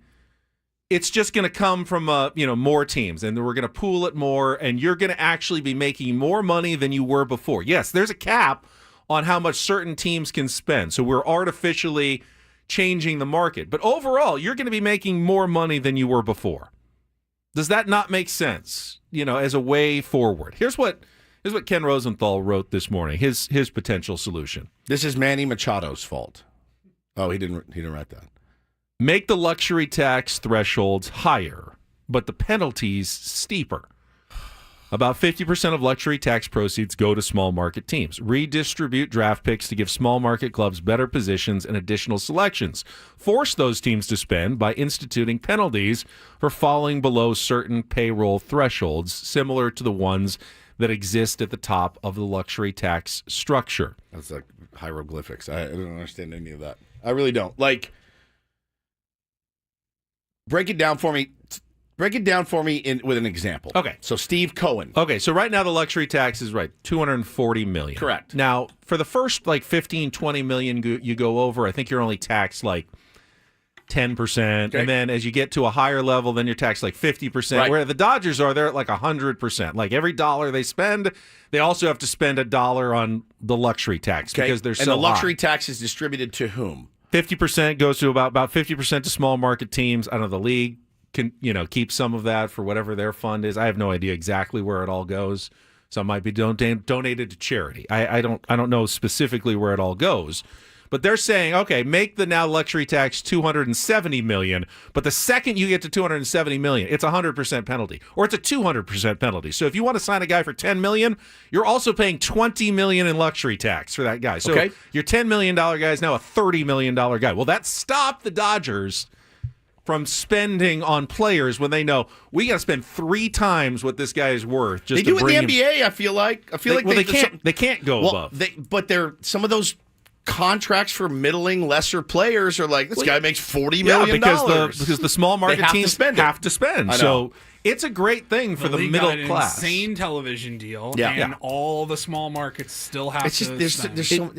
It's a great thing for the middle class and for the guys like LeBron. And for the guys like Shohei and Aaron Judge and Juan Soto, it would be a bad thing. No one would be able to give them $700 million. It wouldn't work anymore. The top players would be reined in. But they are only like 3 votes out of the entire players' union. Isn't there a point where the players' union realizes, why am I protecting Juan Soto's $700 million? He'd be fine with $300 million. And how about that other $400 million go to the rest of us, as opposed to just that guy at the top? Would it be more easy to at least implement? Because all of this is how to make the league more competitive, how to make smaller markets able to compete with the bigger teams. Sure. Would at least installing a salary floor rather than a salary cap allow that a little bit? Yeah, but you can't have a salary floor without a salary cap. That's what they say. We could try it. Why not? You have to spend. You got to spend $100 million, right? Again, all right.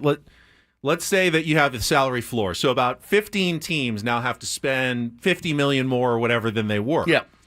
How is that going to stop the other team? So the players would love it. All of a sudden, teams have to spend $800 million more on salaries than they were last year. That's a huge additional cost that I don't think that Major League Baseball owners, even if they wanted to, probably wouldn't be able to absorb unless there's more revenue sharing. No, but like if there's, Pete Alonso maybe not getting a ton of offers, what he was looking for. Maybe that means the Colorado Rockies can then go, we got $60 million we've got to spend. We'll give it Let's to Pete Alonso. A huge chunk of this to Alonso, and he comes here, and now all of a sudden people are interested in watching at least one guy in our lineup. It's just hard, man, because Adam says in the chat, take away draft picks for spending over the luxury tax. Maybe, yeah, that's.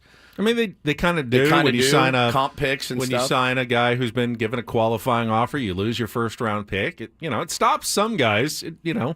Don't get the great offers that they might have, but it feels like the biggest black hole in baseball, and they've been able to figure it out in other sports, but it does feel like this black hole in baseball where it's like, unless you zero everybody out and start from scratch, you're never going to get this thing figured out. But it feels like those other sports are healthier because they've figured it out. Baseball was massively healthy last year. Massively healthy. Revenues were good. Yeah. Revenues were really high. That being said, when you go into a season, Ben, with the bottom 10 teams with a 7% chance of making an expanded playoffs, that's tough. That's a third of the league. We got to look at that list again, but you look at that list and you're like, there's 6 teams with a 1% chance of making the playoffs. There's 3 teams with a 9% chance, and then there's 1 team with a 10% chance. That's the bottom. That's a third of your league is like, we're punting. We're out. So I don't know, man. I don't know. I got more from Rosenthal here on how the Padres are an example of this. We'll get to it after a quick check of traffic on 97.3 The Fan. From the 855 Get Ross Traffic Center, protecting San Diego after accidents or injury, here's Kelly Danick. Traffic is sponsored by Calshi. Still a few problems on our wet roadways, guys. A spin out southbound side of the 15 just past Friars Road. Looks like the slow lane is blocked with this vehicle that is facing the wrong way. Another spin out reported southbound 5 right at the 76. In fact, looks like that one may be clear. But you're still going to have this other crash to deal with right before Leucadia. 2 right lanes remain blocked as emergency crews try to retrieve that big rig that spun out and wound up in a ravine down the right shoulder. Fortunately, no other trouble spots, but let's keep it that way, you guys. If you're driving around out there without your headlights on, you're just asking for trouble. Put them on so you're more visible to other drivers. Don't be silly. Sports trading is now legal in all 50 states on the platform Kalshi. Kalshi is an exchange where you can trade on just about anything, including the winner of this weekend's big game. Go to Kalshi.com and use code RADIO to get $10 when you trade 100. That's KALSHI.com. Use code RADIO. I'm Kelly Danek with Ben & Woods, San Diego's #1 sports station, 97.3 The Fan. Real quick, just while we were just talking about it, I went to Fangraphs and their playoff predictions or playoff odds that they put out this week. I picked the number 25%, giving yourself a team a 25% chance at making an extended playoffs. 10 teams fall below 25% chance. Third of the league. That's tough, man. That's tough. Because in the NFL, you don't really feel that way. You don't. You feel like there's a couple teams on the rebuild, but they'll be there in a year or two. You don't feel that in baseball. You don't feel that. The Commanders went from 4-13. Great to, call. Problem is, NFL, a first-round draft pick can completely. You can flip your whole script franchise in 1 year. Yeah, man. By having the bad year, getting a top 3 pick, then you get your quarterback. He's a stud, and then in 2 years, you're a playoff team. Yeah. Here's what Rosenthal wrote. He said, the San Diego Padres stand as proof that small market teams should not operate as if they are doomed. Peter Seidler, the Padres' late owner, transformed his franchise into a phenomenon by spending heavily, if not always wisely. Padres play in the game's 4th smallest media market, yet are coming off 4 straight top 5 rankings in attendance and 3 playoff appearances in the past 5 years. It's unclear whether their inactivity this offseason is a necessary pullback, a product of the lawsuit between Seidler's widow and brothers, or both. But Peter Seidler's heart was in the right place. The game needs more owners like him. Yeah, where were these comments a year ago? When they were doing it, all they did was like unilaterally crap on these decisions at the time. And, teams like the Padres should be able to do that without having to ask to borrow $100 million and then get criticized by 50. the league for doing it. 50. They tried to borrow $100. Oh, they did? They wouldn't give it to him. They only gave him $50. Try loan pronto. All right, great. If that's your solution, then find a way that you can do that without the rest of the league calling you basically the problem of baseball. Correct. You can't both be the solution and the biggest problem in baseball at the same time, Ken. Have some consistency, please. Yes, sir. Thank you, Ben. I'm getting heated over here. All right, we'll come back. Spicy, Hour Ben. number 3, Take on Woods and more. Coming up next on 97.3 The Fan.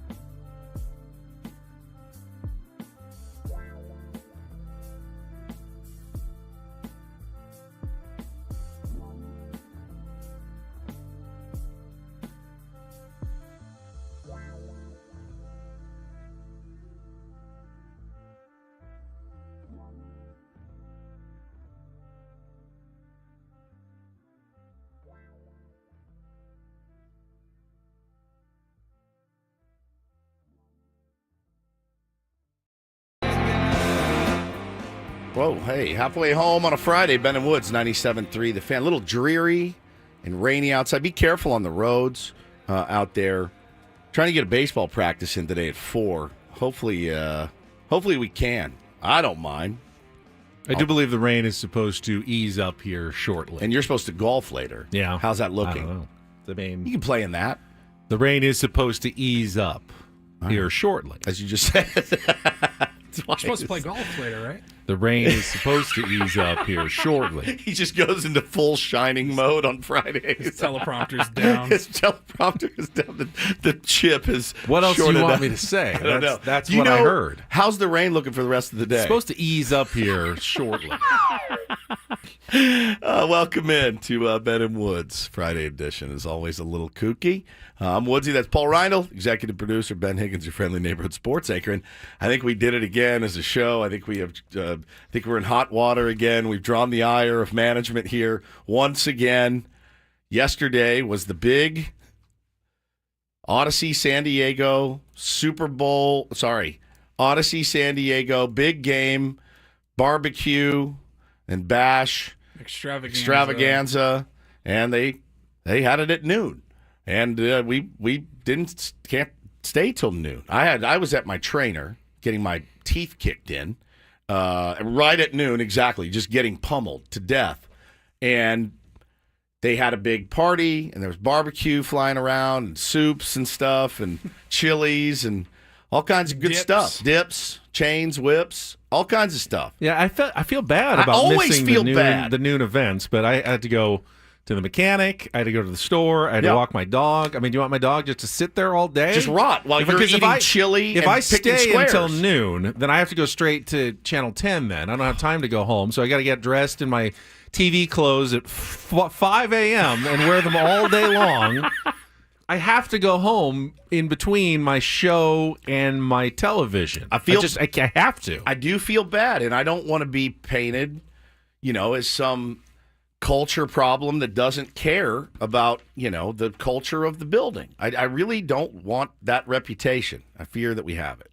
But so they had the big to do, and you see the emails. Oh my God, this is the best party ever. I'm like, oh God, we missed it again. But they did Super Bowl. Big game squares, right? You can say I'm not saying Super Bowl. We're not. No, I'm not going to do it. I don't risk it. Hang on. So they asked people to buy in your squares for the big game, and then everyone got one freebie. Generously, yes, they were provided with one freebie as well. But it's kind of cool that they have all these prizes too. So like. You win prizes if you hit the deal. So they're doing it a little bit differently than I'm used to playing Super Bowl squares. Yeah. Sorry, big game squares. Yeah, thank you. Where there's 2 winners per quarter. So if it's Chiefs 14, Eagles 7, then you go to the 4 and the 7. And that's your winner. But then you reverse it, and there was like. The inverse score, that person also wins. So there's 2 prizes per quarter. So and if you're the inverse winner, then you get whatever the actual winner doesn't want. I have a confession.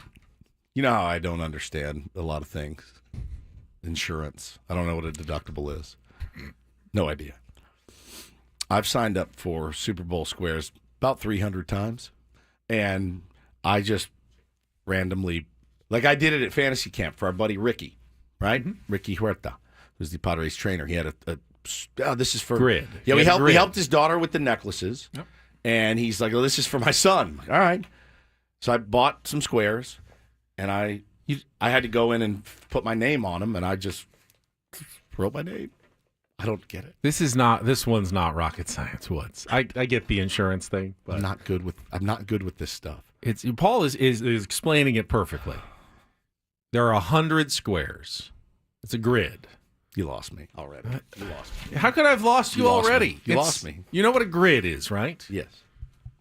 So there's empty squares, and you put your name in one of the squares. You buy it. Yeah. So let's say each square costs $10. If there's 100 squares, how much money is in the pot overall? Do the math. 100 times 10. You can do that. 1,000. Yes, very good. Okay. So There's now $1,000 in the pot because everybody has bought a square for $10, and they're all filled up with names.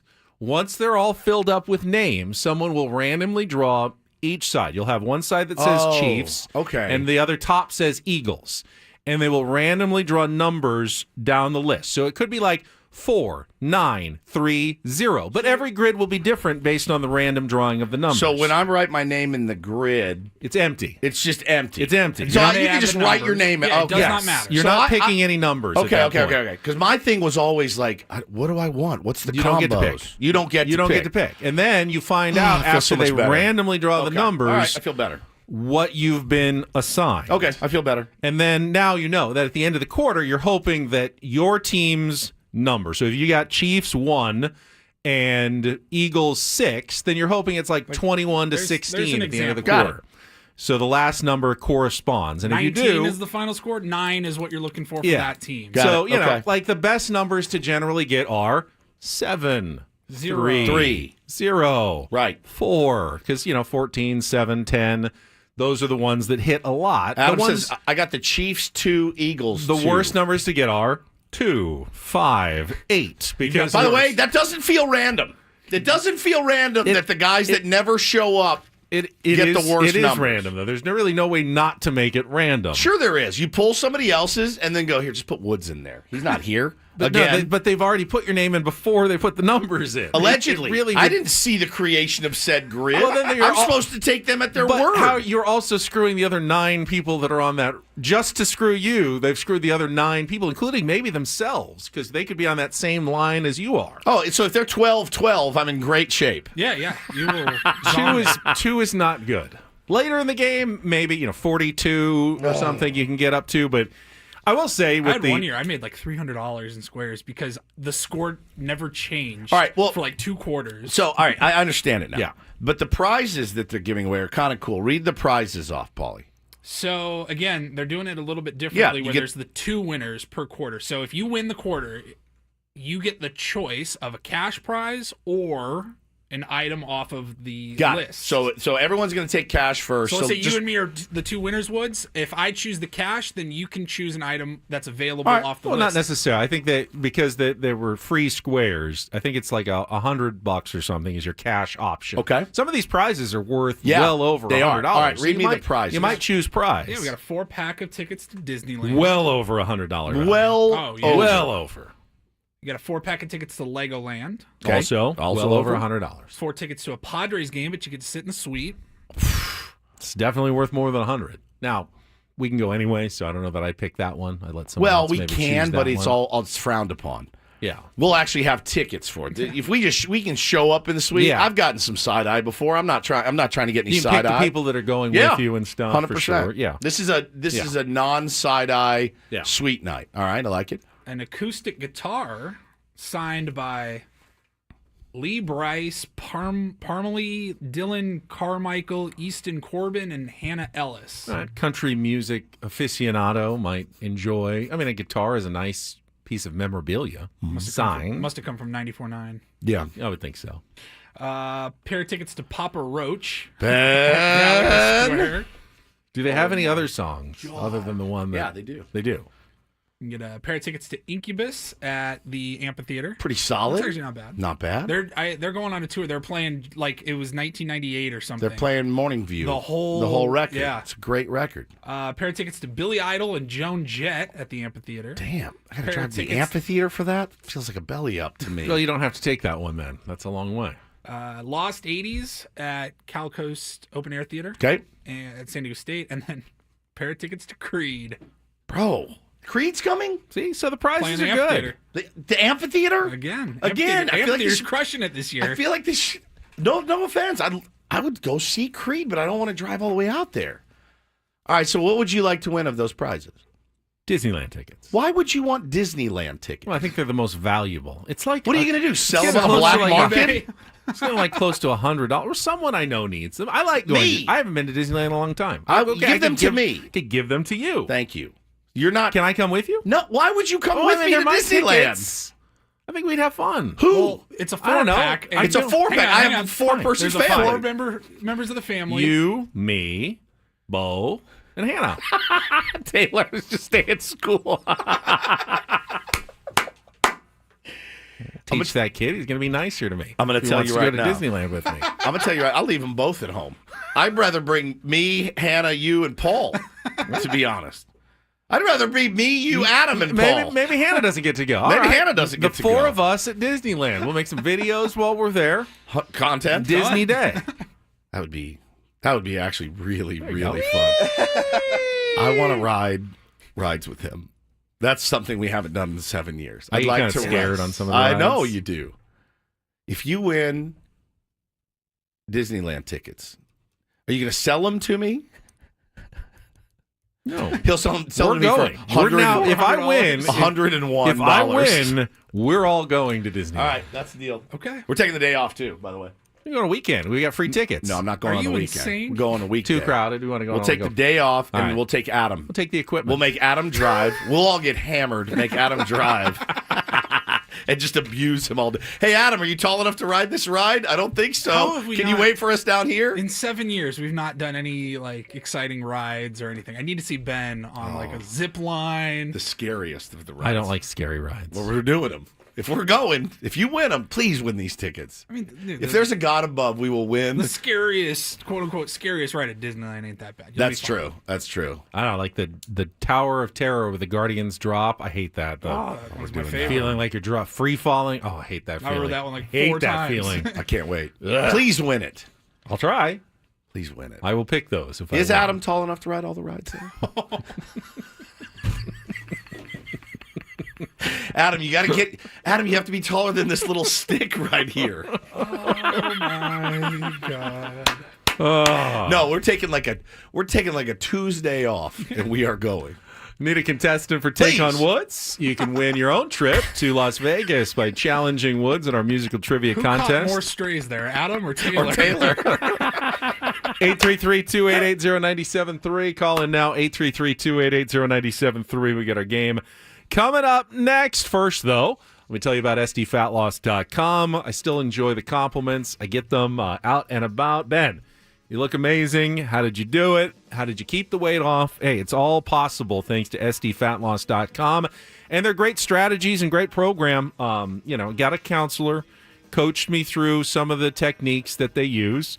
Love that it's based on real foods. I ate a lot of chicken and steak, which are, things I normally eat. So it wasn't like weird shakes and bars and mixes. They don't ask you to buy any of that stuff. When you just do the program, you're doing it so you can not only lose the weight, but be able to sustain it after you've done the intense 60 days, which, by the way, I cheated a couple of times during my 60 days. I still lost 40 pounds in 60 days. You can expect to lose up to a pound of fat per day, 10 to 20% of your body weight by following the program. No injections, no hormones.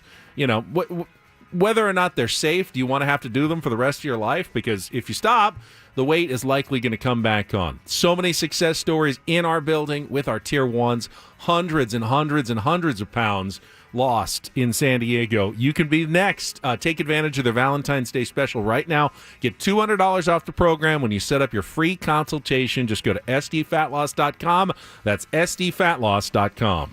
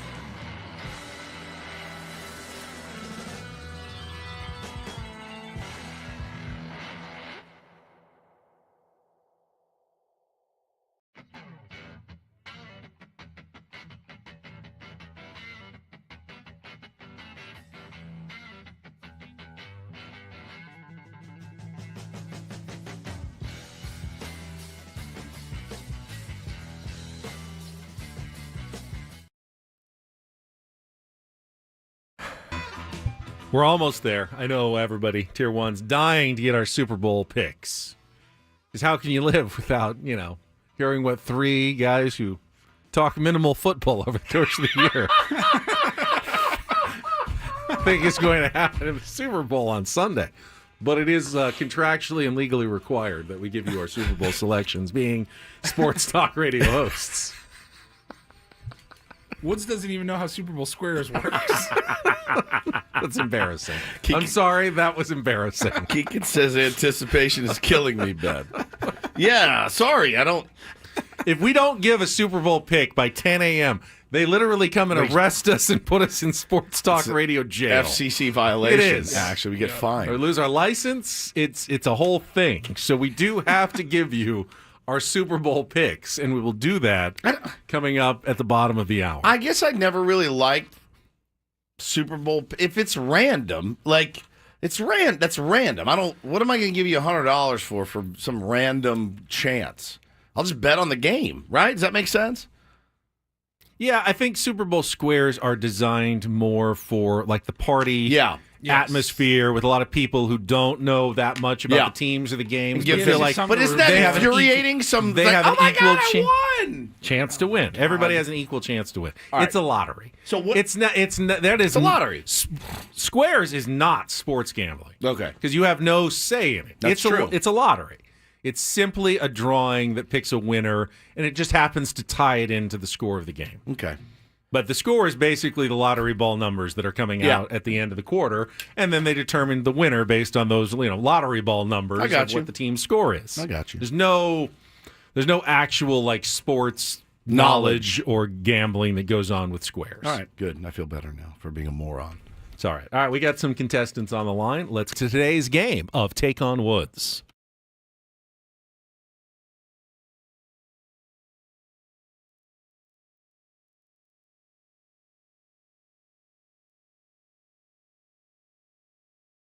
All right, we got our contestants. Looks like it's Martin. Unless it's Martine. Martin, good morning. Are you there? Yeah, good morning. What do you like, Martin or Martine? We'll go with Martin today. Martin. All right. Martin, you are a contestant today for Take on Woods. 5 questions of musical trivia. If you beat or tie Woods, we will put you into the drawing for our grand prize. 2-night stay at the Park MGM and tickets to Motley Crue. Just announced their brand new Las Vegas residency at Dolby Live at Park MGM March 28th through April 19th. Get tickets to the show, 2-night stay. You can get your own tickets right now at Ticketmaster.com. All right, let's set you up, get you a good category here. Your choices, All About You, still there. Those are song titles that end in the phrase about you. Keeping Up with the Joneses, 5 questions about artists, Jones in their name.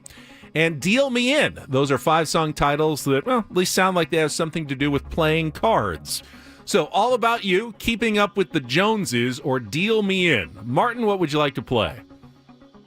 Deal Me In, please. Deal Me In. All right. Yes, today on Take on Woods, we have 5 song titles that at least sound like they have something to do with playing cards. The song may not actually be about cards, but the titles certainly are card related. You'll have 60 seconds to answer as many of the 5 as you can. If you don't know an answer, pass. We'll come back to it if there's time left on the clock.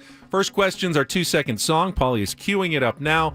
You need to give me the song title, card related, and the artist to score that point. Martin, you ready to play? Ready. All right, Paul, you good? All right, Paulie's good. Woods is out there in isolation. 60 seconds on the clock. The category is Deal Me In. Martin, your time begins when Paul plays the music. Good luck. Let's take on Woods.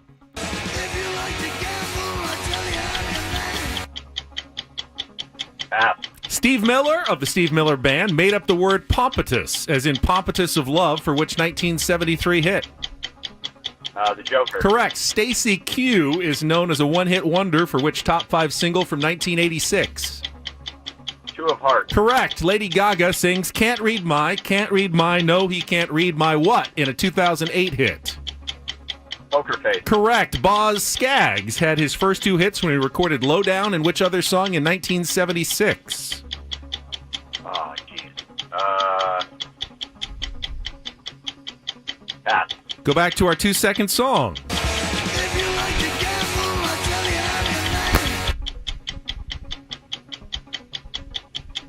No clue. Let's try Boz Scaggs. First two hits recorded Lowdown in which other song in 1976?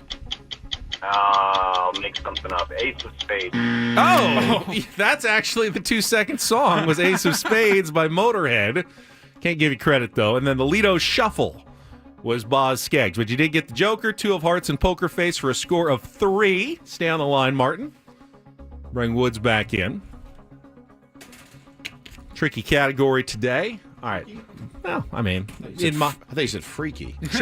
Tricky. Martin's score is locked in. Let's put 60 seconds back on the clock. Woods, your time begins when Paul plays the music. Good luck. Let's take on Martin.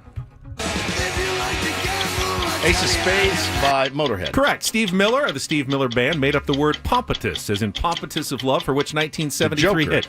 Correct. Stacy Q is known as a one-hit wonder, for which top 5 Queen of Hearts. Incorrect. Oh! Lady Gaga sings Can't Read My, no, he can't read Poker my. Face. Correct. Boz Scaggs had his first 2 hits when he recorded Lowdown, and which other song in 1976? Oh. It's important.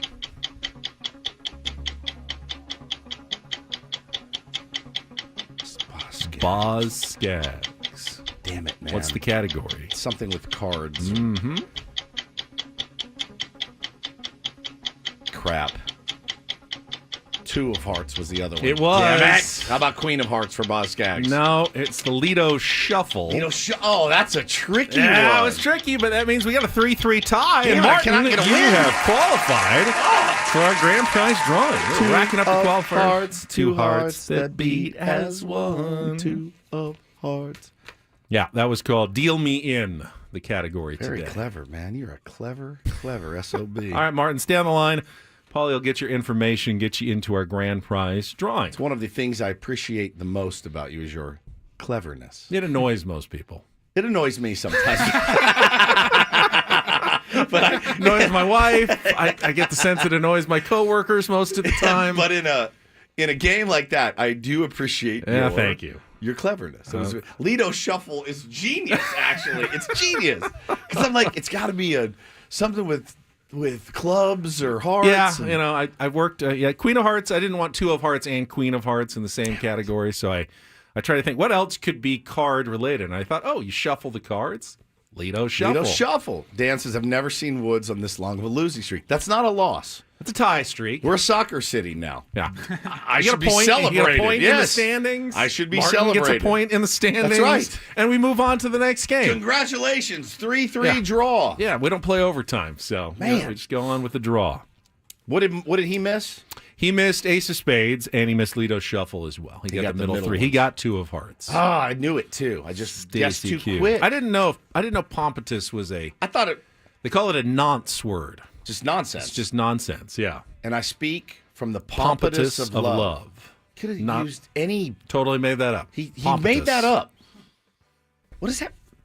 It's going to bug me the rest Doesn't of the mean day. anything. I've always Don't- sung it. yeah. I've always sung along with it. I just It's thought cool. it was a real It's a cool word. sounding word. It's not a real word. And I speak Pompatus. from the pompatus of love. Makes no I was thinking sense. like it's like a podium, like Like I'm a up- pulpit? like a Yeah. pulpit. No, it's just completely made up. Damn it. Nonsense. Dan, I know it's not a win. It's a tie. It's a tie. Again, we're Soccer City now.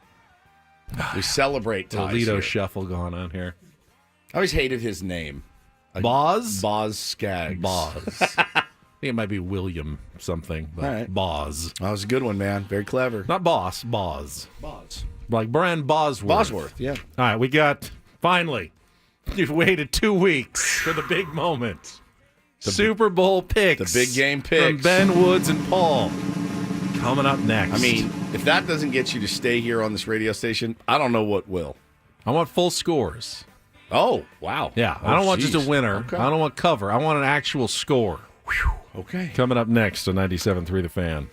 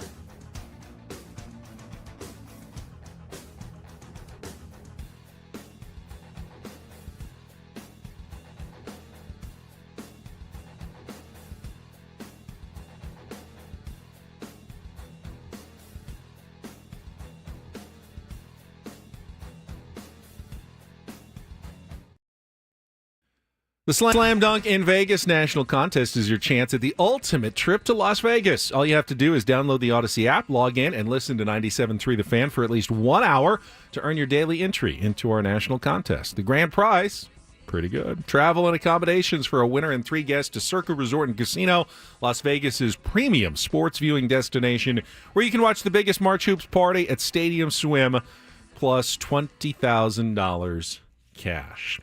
Ben Woods, speaking from the pompatus of Sports Talk Radio here at 97.3 The Fan. And I imagine it's going to be a busy weekend in Sin City with the big game coming up on Sunday. Now, outside of the actual football, anything that you actually look forward to? The commercials, the halftime show, I mean, et cetera, et cetera. All of it, really. I'm excited because I got, Bo wants to watch the game. And he wants to do a little cocktail party, minus that's what we just call it, but there's no cocktails there. You have cocktail wieners. Those are the little hot dogs. I know usually in barbecue sauce. I know they're good. It's cocktail wieners. Good football watching Super Bowl party type food. I don't really like cocktail wieners. It's not a great name for a food. I will admit that. It's not. That just doesn't make a lot of sense. Cocktail dongs might be better. You making your world famous cocktail dongs this year? Little Smokies? No, that I kind of like that. I kind of don't like that either. You don't like that one either? Sounds kind of creepy to me. All right. So he wants to do. He wants wings. God loves wings. My God. So I'm gonna get some wings. How spicy? Not spicy. Barbecue? No. Barbecue I'm gonna sauce? go No? buffalo. Buffalo? Yeah, he eats buffalo, and he'll give. Yeah. So they're not. Obviously, They're not you're not that going to spicy. give your kid like triple No, X. no. Triple X. Yeah, that's how they use single X, double X, triple X. I didn't know that. Yeah, wing That's how sauce. the adult videos are classified as well. Used to. Now it's Yeah. NC-17. No, I don't even think they do that. Really? anymore. Yeah. What theater are you going to They're where not you can watch showing an theaters X-rated anymore. Well, you don't have to rate anything if you're not going to a theater. Yes, that's true. So he wants wings. He wants some shrimp. Shrimp. Yeah, Like shrimp cooked or cocktail cold? sauce. Oh, like shrimp cocktail. Shrimp cocktail. I'm going to make some queso, I believe, in the crock pot. Just do it up. Chips, dips, all of it. And watch the game at home and watch the commercials and, have some fun with it. And just, I think we're going to keep it in-house. Just going to stay at home and watch the game. My favorite Super Bowl food, and Shelley makes this whenever I don't get to stay home and watch the game much, but I've done it a couple of times. Buffalo chicken dip. Mm-hmm. Where it's the you buffalo talk about chicken, every year. It's really good. and then it's like cream cheese, and it's all melted together, and then you get the tortilla chips and scoop big ol' scoops of buffalo chicken. Paulie, what are you having for Super Bowl Sunday? Megan's making a buffalo chicken dip. Yeah, Yeah, we're gonna work on that. We're gonna make some pizzas. Ooh. Homemade pizzas. Like bobbly? No, that's not homemade pizza. It's a frozen pizza. Homemade pizza requires Homemade making pizza, your own like dough. DiGiorno. Now you can buy the dough like at Wait a Trader minute. Joe's. Bobbly has you buy the crust and then you get the sauce and you put it in there. You put it in the oven. Bobbly. Now, do you buy the dough or do you make the dough? We make the dough. We actually make it's Wow. called 2-ingredient dough. Okay. It's just Let me guess. Flour and water? No, it's flour and what is it? It's Greek yogurt. Yeah. Yeah. Oh, wow. I've been Okay. watching Bryce Harper's Instagram videos. We've done it before. It's fantastic. Now, you don't have an actual pizza oven, do you? No, we have an oven. You have an oven. Put You it got to in get the that hot, though. Pizza stone. You have the stone that makes the crust crispy at I think least. it's 425 or something. Yeah, well, Like you- that. And then I think we're gonna make some wings. Oh, yeah. I can't wait. And we're Ray's still making figuring out- cauliflower wings. Why waste your time, Ray? Cauliflowers don't have wings. I do actually like buffalo cauliflower. It's not a bad combination. Kind of a tasteless vegetable. I don't think you can call them wings, though. No. Yeah, you're making buffalo cauliflower. 7-layer dip, I'm a fan of. Olives out. Oh, yeah, that's one of the Can't 7 stand layers. the olives. 6-layer dip if you don't put the olives in. Yeah. Give me I'll do like a 4-layer dip. It's good for me.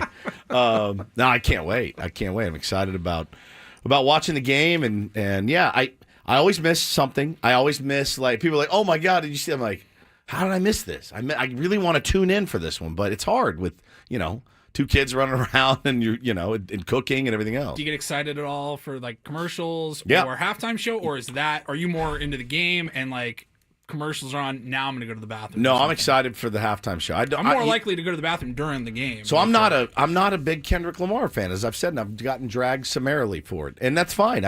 Music is very subjective. The voice doesn't.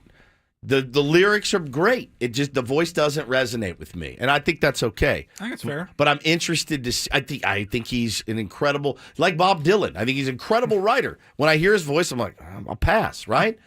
And that's just how I feel. But I want to watch him. I'll go into it with an open mind because he's going to put on a killer show, and there's going to be something there that everybody's talking about. There hasn't been a bad halftime show in a long time, I think. No, there really hasn't. Whether you're into the music, whether you're into Rihanna or Usher, or Lady Gaga, which I'm really not, but I always liked the performance. I thought the weekend was pretty good. The weekend was phenomenal. Yeah. Phenomenal. I mean, no one's Prince. That was still the best of all time. Yeah, but I mean, Maroon 5 was the last bad one. I will never forget it. That was so bad. Guzinator says, looking forward to the commercials. I usually do. Now, I've seen a bunch of them. They send a lot of them to a TV station because they want to get us to play them in advance. I have not played any of them, but I've watched a few of them. I don't know. Haven't been overly impressed by the crop so far. Okay. I saw Nike's putting out a Super Bowl ad. It's like the first time Nike's done that in almost 30 years, which that kind of surprised me. They're a huge company with a ton of marketing and a ton of commercials. They've never done a Super Bowl. Well, they have. It's been like 26, 27 years. Brandon says he's waiting for a country halftime show. Little jelly roll up there. It'll. I do. Taylor Swift perform. I do like to see the unexpected celebrities that pop up. I did tell you about the Willem Dafoe, Catherine O'Hara one that I saw. That's a commercial. I don't know if you guys. A commercial. I don't know if you guys have seen the new Duncan with Affleck and Affleck. I saw a teaser. Jeremy Strong. It was horrifically bad. I thought it's one of the funniest commercials I have ever. It's one of the worst commercials I've ever seen. Jeremy Strong from Severance or from. No. Not Severance. Succession. Succession. In the tub. Yeah, I thought it was dumb. It's one of the funniest things I've ever seen it. Really? Oh my god! I watched that. It's so good. You liked it? Yes. Hated it. Ben Affleck and his brother are amazing. It's so good. So that one, I want to watch it again. You didn't like that commercial? I did not. Why? It didn't make me laugh once. Oh, it's the only so one I've funny. seen so far was the When Harry Met Sally. That one was really. That was a good one. That was good. Yeah, that was a good one. Hellman's mayonnaise. Yep, I'm looking forward to. I'm looking forward to all of it. I enjoy the big game. There's always something surprising that happens, whether it's from wardrobe malfunction, unexpected halftime guests, a cool commercial, something in the game that crazy. Remember the Super Bowl where the power went out in the Superdome? What was that? Third quarter? Yeah. 49ers? Yeah. Ravens 49ers. 49ers had that one, and then all of a sudden the power went out, and then they had to come back. And Conspiracy. All of a sudden the Ravens came back and won. Something weird happens usually during the Super Bowl. Interesting. Yeah, I'm excited about it. All right, so to the game. Yes, to the traffic report, and then finally, what you've all been waiting for. To the game! Are you ready for some football? Next here on 97.3 The Fan. From the 855 Get Ross Traffic Center, protecting San Diego after accidents or injury, here's Kelly Danick. Pretty safe to say it's southbound 5 that's been suffering from the wet roadways the most this morning, guys. Starting with the North County. Yeah, stalled vehicle has been cleared out of lanes near Oceanside Boulevard, but looks like another stall reported near Tamarack. That's got the slow lane blocked. Then up ahead, right before Leucadia, 2 right lanes remain blocked with emergency crews as they try to retrieve a semi that went down into a ravine over the right shoulder. Not done yet. There is another crash right around Delmar Heights Road was blocking lanes. Everything now over to the right shoulder. Further south on the 5, a spin out right before Imperial. Tow trucks on scene. Vehicle facing the wrong way over the right shoulder. Then another spin out reported south 5 before Palm Avenue. This one is blocking the slow lane. Telegraph Canyon Road on ramp to southbound 805. A collision also in the East County. Westbound 8 just past Greenfield. Collision over the right shoulder. I'm Kelly Danick with Ben and Wood, San Diego's #1 sports station. 97.3 The Fan. Heard Drew Brees on this morning. Maggie and Perloff talked to him at Super Bowl. just Perloff. Well, actually, they had recorded it yesterday, so Maggie was actually part of the interview, even though which is even more awkward. She wasn't on the show. So Maggie's that was really awkward. hungover, but this is from yesterday. This is from yesterday. And he talked about their Super Bowl win over the Indianapolis Colts and how they knew going in they were underdogs. They're going up against Peyton Manning. This is, we need to do something unexpected. So they planned all week for their big onside kick. They called it ambush. worked out, helped turn the tide. Drew Brees got his Super Bowl win. Insane call. Awesome. Insane call. And they asked Drew Brees, well, do you think that the Eagles are going to do something similar? And Drew said, no, because I think the Eagles deep down know they're the better team in this Super Bowl. They don't need to do anything crazy. And that's why that could only hurt them, maybe. That's why I've been on the Eagles all along. Think too far outside of the box. Yeah, go a little bit, get too cutesy. Yeah, which, Nick Sirianni, I mean, I definitely think coaching advantage goes to the Chiefs. 100%. Quarterback advantage goes to the Chiefs. Everything else, I'm leaning toward the Eagles in this game. And what Drew Brees said is I think 100% true. If the Eagles want to win, it's Saquon Barkley. Yeah. Steady diet of Saquon Barkley. It's something that is going to keep Patrick Mahomes off the field. He's been unstoppable. He's motivated. He's waited his entire career, life for this game. He's as, he's as unstoppable as he's ever been in his career right now. That's a hard combination to beat when you've got a running back like that, a great offensive line. You keep the other team off the field. And it's why I've been on the Eagles, and I'm still on the Eagles going into this game. But how do you guys see it playing out? I'm taking the Kansas City Chiefs because as much as I've wrestled with it too, I'm not going to be upset if the Eagles win at all. I like them. I like watching their team. I like Saquon. I like Jalen Hurts. I like all A.J. Brown. I like that whole squad. And I have a lot of friends that are Eagles fans. I'm not rooting against you, but I'm picking against you. I'm taking the Chiefs because I feel like it's one of those on Tuesday morning or Monday morning you come in and go, bet against the Chiefs? What am I, an idiot?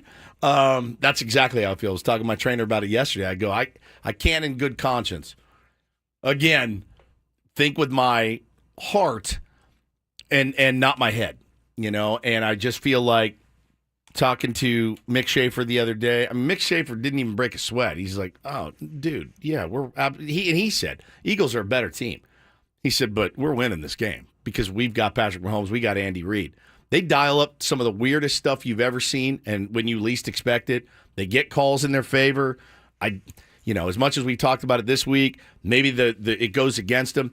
I don't know, man. Like they're ready for this. This is something they do every year. So I'm rolling with the Chiefs. 38-31 was my pick. What was your score? Did you have a score? My score: Eagles 30, Chiefs 20.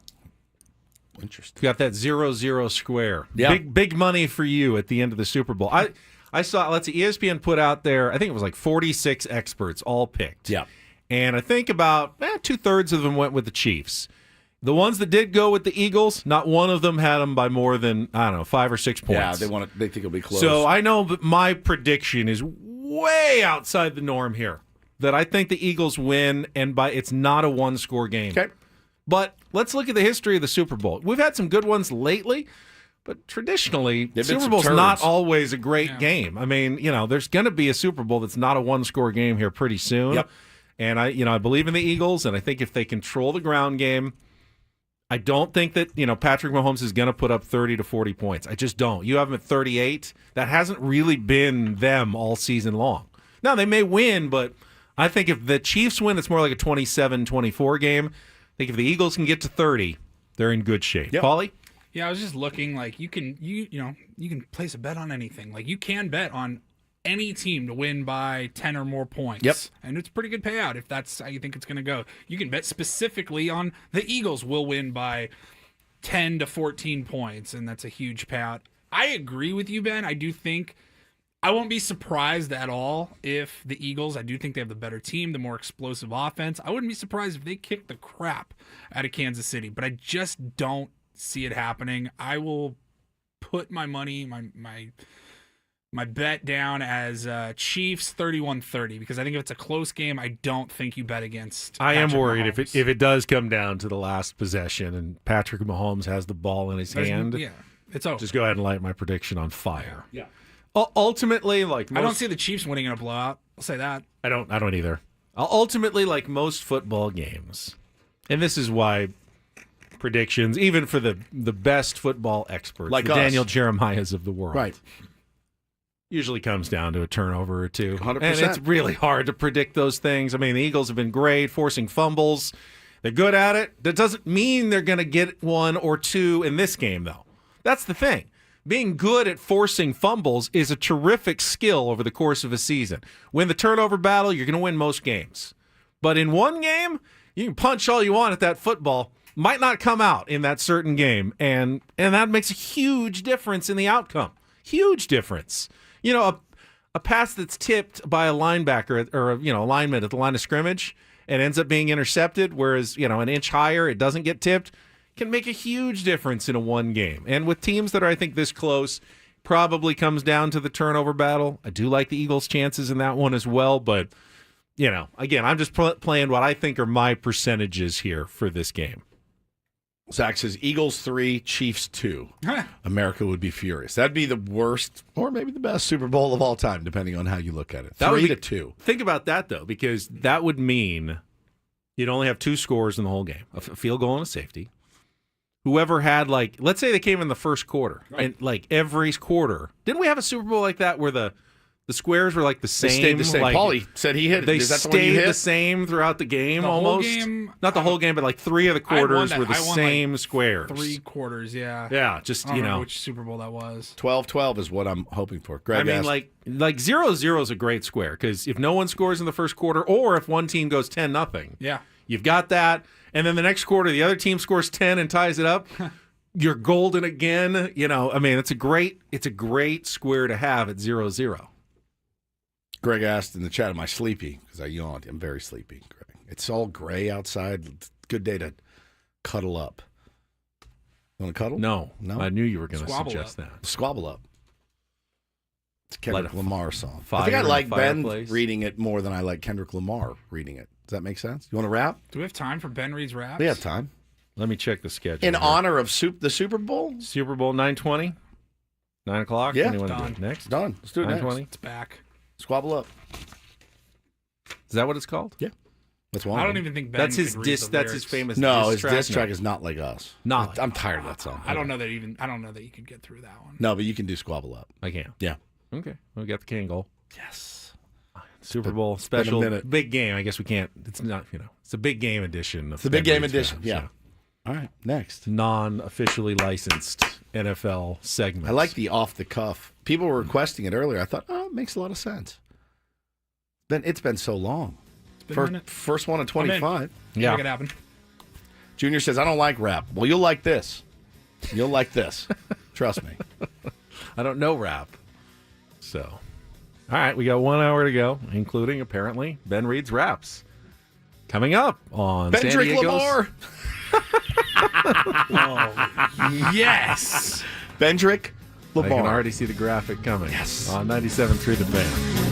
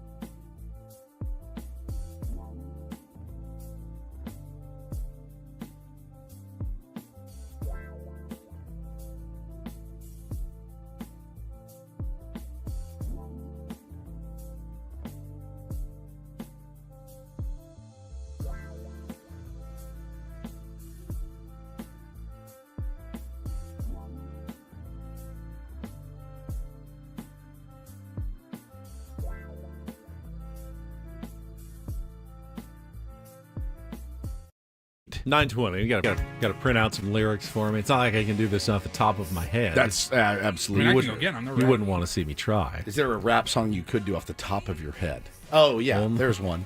Only Bust a Move. Bust by a Young Move. MC. Give it to me a little bit. Let's see. You still remember? I think so. How does it start? You can pick it up wherever. Chorus. Best friend Larry has a brother Harry. In 5 days from now, he's going to marry. Hoping you can make it there because if you can, in the ceremony, you'll be the best man. Mm-hmm. Very good. That's one of the lines. Ladies tell us, get shot down because you're overzealous. Play hard to get females. It's easy. It's always easier to sing along. Oh, yeah. Than it is to just come up with it on your own. You want it. You got It's one of my it. favorite clips of all time. He kind of feels himself. He a little is bit. like. Listen to the whole. Listen to the voice. It's the okay, Ladies Smarty. tell. Yeah, okay, Ladies smart. tell us, get shot down because you're overzealous. Play hard to get females, get jealous. Okay, smarty, go to a party. Girls are scantily clad and showing body. We're walking up and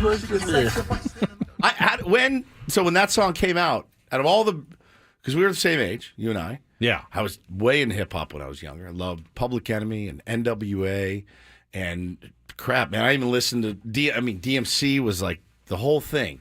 So you missed all of that, and then all of a sudden, Young MC jumps on the scene with Bust a Move, and you're like, I found it. No, that was pretty early as well, but I think you have a misconception here. I never got into it, but my brother listened to Young MC a lot. So your brother? And our bedrooms were next to each Adjacent. other, so I heard it often enough that it just stuck. Is in my that head. right? Yeah. But you liked it, clearly, I liked because it. Yeah, I no did one like would it. Yeah. imitate his voice. Yeah. Well, you know why I like it? It's fairly obvious, right? It's clever.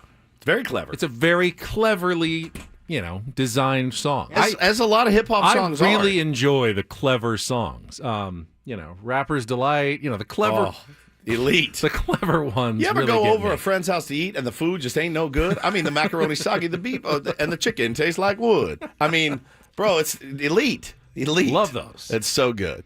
All right, we will get to Ben Reed's Raps in just a second. First, though, it is time for our biggest fan contest name draw of the morning. If you hear your name, you'll have 10 minutes to call us back at 833-288-0973 and qualify for our grand prize drawing, a night in the Odyssey Suite at Petco Park for a Padres game, 20 tickets for you and your friends. You can register to hear your name called at 973thefansd.com/biggestfan. We draw 3 names every weekday, 9 a.m., 1 p.m., and 5:30 p.m. But right now it is time to announce our final biggest fan of the week. It is Michael McBride from Chula Vista. Michael, you now have 10 minutes to call us back at 833-288-0973 and qualify for our grand prize drawing. Good luck.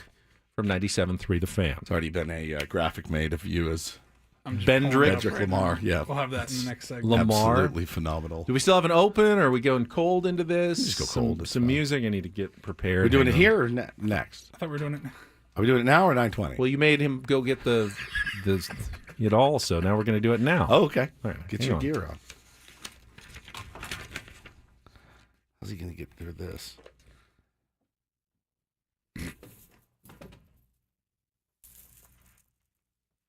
All right, be careful.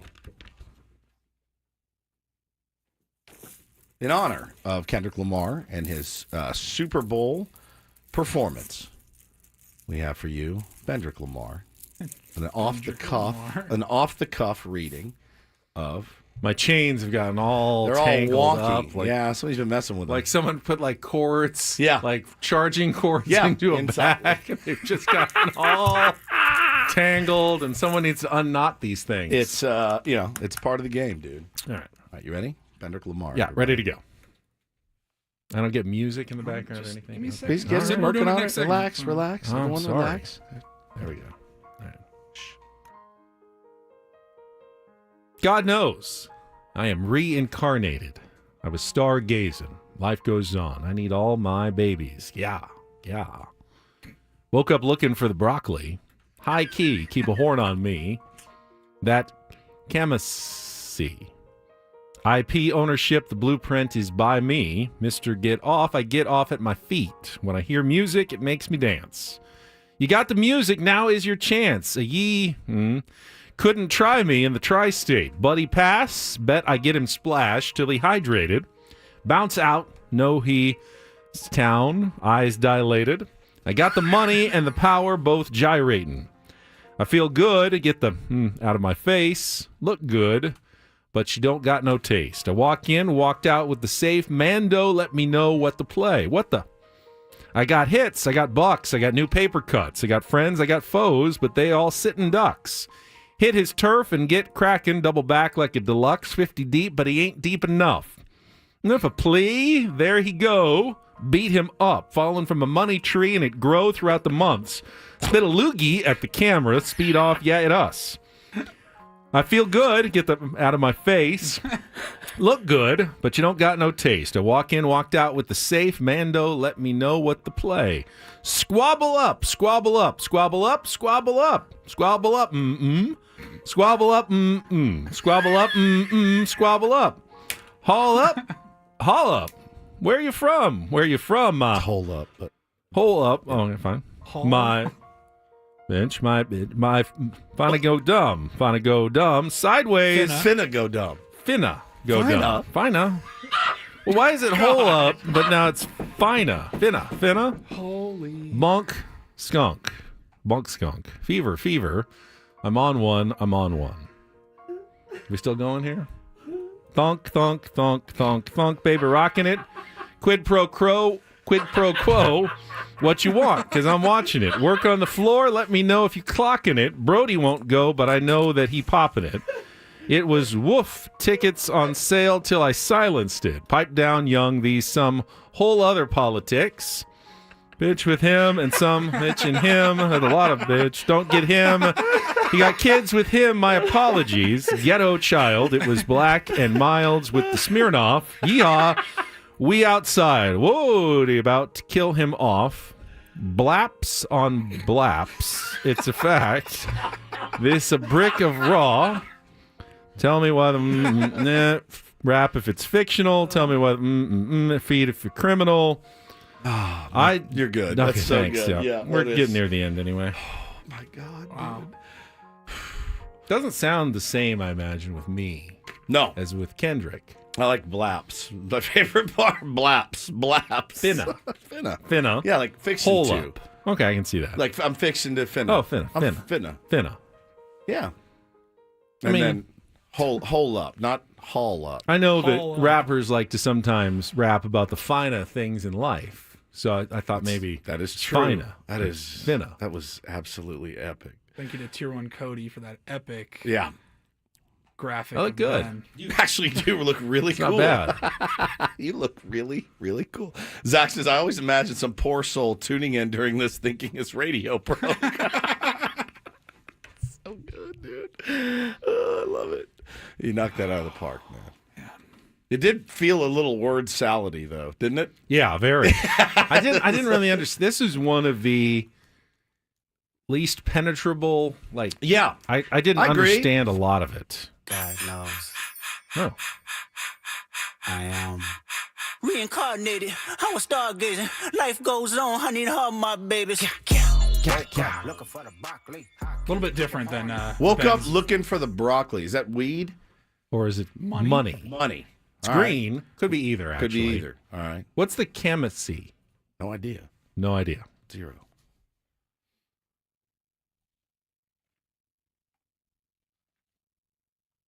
What do you say? I'm speechless. So, Antonio Gates into the Hall of Fame. Fina. You're a legend, man. Absolute legend. Absolute legend. Adam said, clean version, please. Obviously. It was our first day, dude. Thanks, boss. He's not the number 18 ranked program director in America for nothing, folks. Yeah, we're going to play the dirty version. It was the first day. First day on the... Oh, we didn't know we couldn't play that. I think I would know that, actually, on my first day. On your first day, I know. I can't play dirty Kendrick Lamar. Man, 3 white guys digesting rap lyrics. Yeah, I mean, that one did feel a little word salady to me. Adam says it was a joke. That's what everybody says after a bad suggestion. was just joking. I was just joking, idiot. Is it extra sweet because it's against the Dodgers? This guy. I mean, that quote alone got him into the top 20, right? I mean, that one interview of Peter Seidler has landed him in the top 20 of sports talk radio program directors in America. Well done, Benny. Off the cuff. You know, and I since we haven't done this in a while, and I assume we have some new listeners who have not heard it before.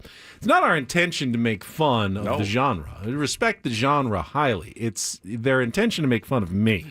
Correct. And my absolute lack of any street sense and style. And it's just always funny to hear a white guy read lyrics like that. It just always makes me laugh, and it always has. We used to do it every Friday, and then it got a little old. But I like being able to bring it back. You know, I mean, you can't. Not every week can you have the World Series. You know, you got to lead up to it. So I like being able to just throw it in there in special occasions. And see, Junior says I don't respect the genre. I don't necessarily enjoy it, but man, how talented they are. Beyond some of the top artists that can not only, write the lyrics, but the best pull example off the cadences and everything that's involved. Insanely It's talented. not easy. Insanely talented. The best example, and again, this is a throwback for all the OG tier ones, but our first week here at 97.3, we had Ice Cube on the show to talk about the big three, and we made Ben read raps to Ice Cube, and this is us making fun of Ben. Finally got a call from a girl I want to dig out. What's up? Hooked it up for later as I hit the dough. You can hear him on the phone. Dough. Finna, fina. You know. Yeah, dough. Incredible. You're a legend. Legendary. Quiet for a second. I want to get the honest feedback from the author of that song, Ice Cube. Wrote it. Lord have mercy. You know, I've never had my lyrics butchered. Method Man. Now we got Mayonnaise Man. It's one of my favorite moments, man. It was one of my favorite moments. Legendary moment. You can't even contain yourself. I couldn't even believe it. But again, you may not like the content, singing about drugs and smoking and whatever. That's fine, but you got to respect the talent involved in doing that. Your wife said Kendrick Lamar won a Pulitzer Prize. So that's pretty good. I mean, it's like I just don't like his voice. That's it. The lyrics, all of it, like the I get that. I the disagree. icon like that he is. I like it, but I can understand that. Yeah, it doesn't sound good to me. If he sounded like Chuck D rapping, that's what I grew up on. If somebody was like, I like guitars and drums, but I can't stand Eddie Vedder's voice. I'd be like, I disagree, but I can understand. Absolutely get it. I absolutely get it. I have a when we come back, still have the Reindl Report. I've got a basketball stat that I think I'm going to blow your mind with. I doubt it. I bet I will. All right. Be honest when I give it to you. Of course I'll be honest. When I give it to you, be honest and tell me if you are or are not blown away. Okay. By my basketball stat I'll have for you when we come back. First, though. Gambling problem? Call 1-800-GAMBLER. GEGE 000-466. Hey, make some plans this weekend. Kind of miserable outside. Why not head inside to 7 Mile Casino for some great card playing action right there in Chula Vista off the 5 freeway. Sit down at a California-style blackjack table. Play some Texas Hold'em poker.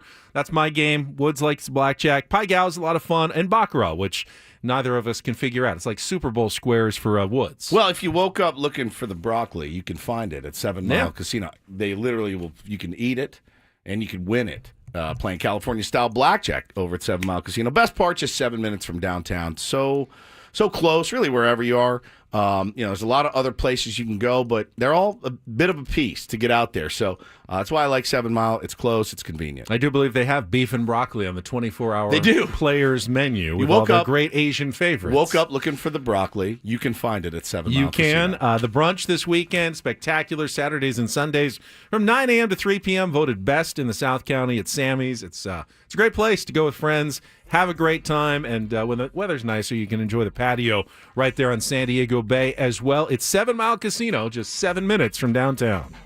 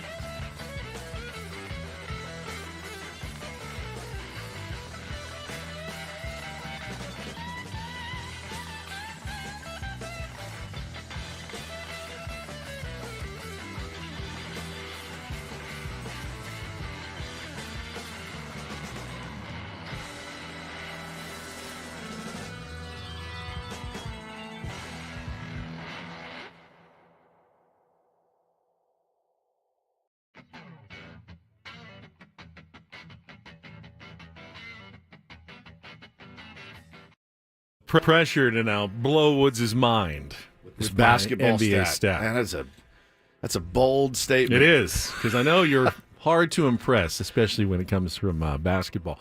This is not the basketball stat, but this weekend, Hubie Brown will broadcast his final game. He's going to work with Mike Breen on ABC on Sunday, 76ers Bucks. Hubie Brown is 91 years old. Good. And is still working as a network NBA broadcaster. Oh, man. Hopefully because he wants to and not because he has to. Not because he has to. But 91. He's calling it a career finally. He is 91 years old. Okay, how are you? He's still good. Is he? I don't remember pretty last time I decent. heard him. I mean, grading on the curve, he's unbelievably good.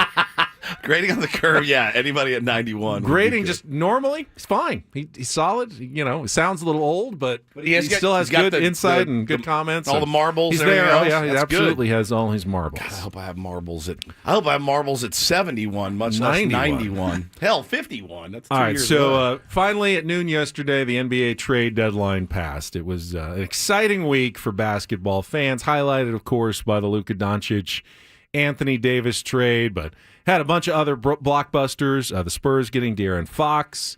The Raptors got Brandon Ingram. Cavs added DeAndre Hunter. Clippers picked up Bogdan Bogdanovic. There were so many deals. Here's your stat. 1/7 of all NBA players were traded this week. My mind's blown. You're right. You got me, dude. Insane. You got me. One out of that is nuts. 1 out of every 7 players in the league was traded this week. Is that good? Is that a good thing or a bad thing? Can you imagine if that happened in baseball? I can't, dude. At the trading deadline. I cannot. That would be like 4 guys from like every team getting traded at the trade deadline. I can't believe it. That's It was 14% of the league. That's absolutely insane. About 14% of the league was traded this You week. blew my mind. You did it. You did it. And I didn't have high hopes, but you surpassed in, it. In one sense, they have captured all kinds of attention this week. They have.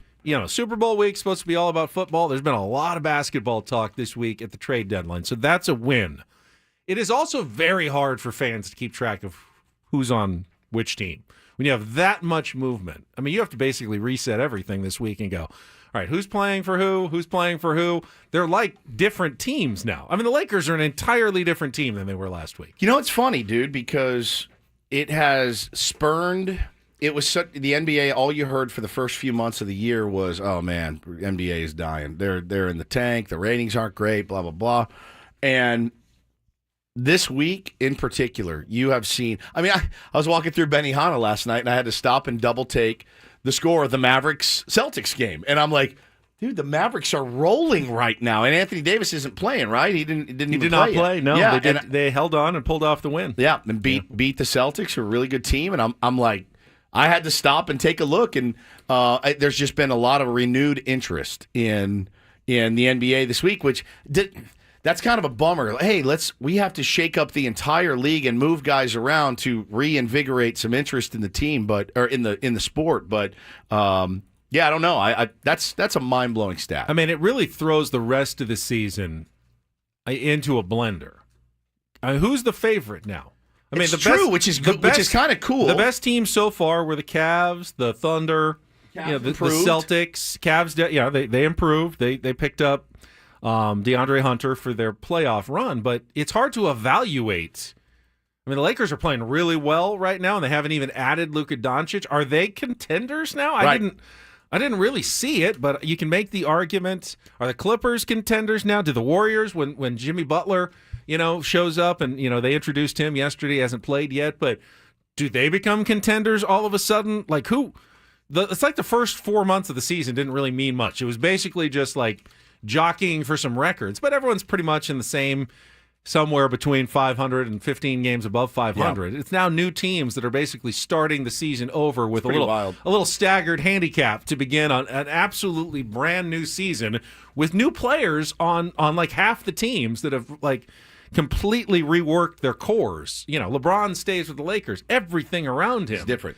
is now different for the most part. Yeah, it's interesting. It did give the NBA a kind of a much needed boost this week. I did see conspiracy theories about it. I did. I had some people going, well, obviously their ratings were in the tank, so you make a move like Doncic for Anthony Davis, that's going to spur some things on, and it absolutely did. I don't believe in a conspiracy theory. I just think the GM is really dumb in Dallas and really got taken advantage of. He got worked.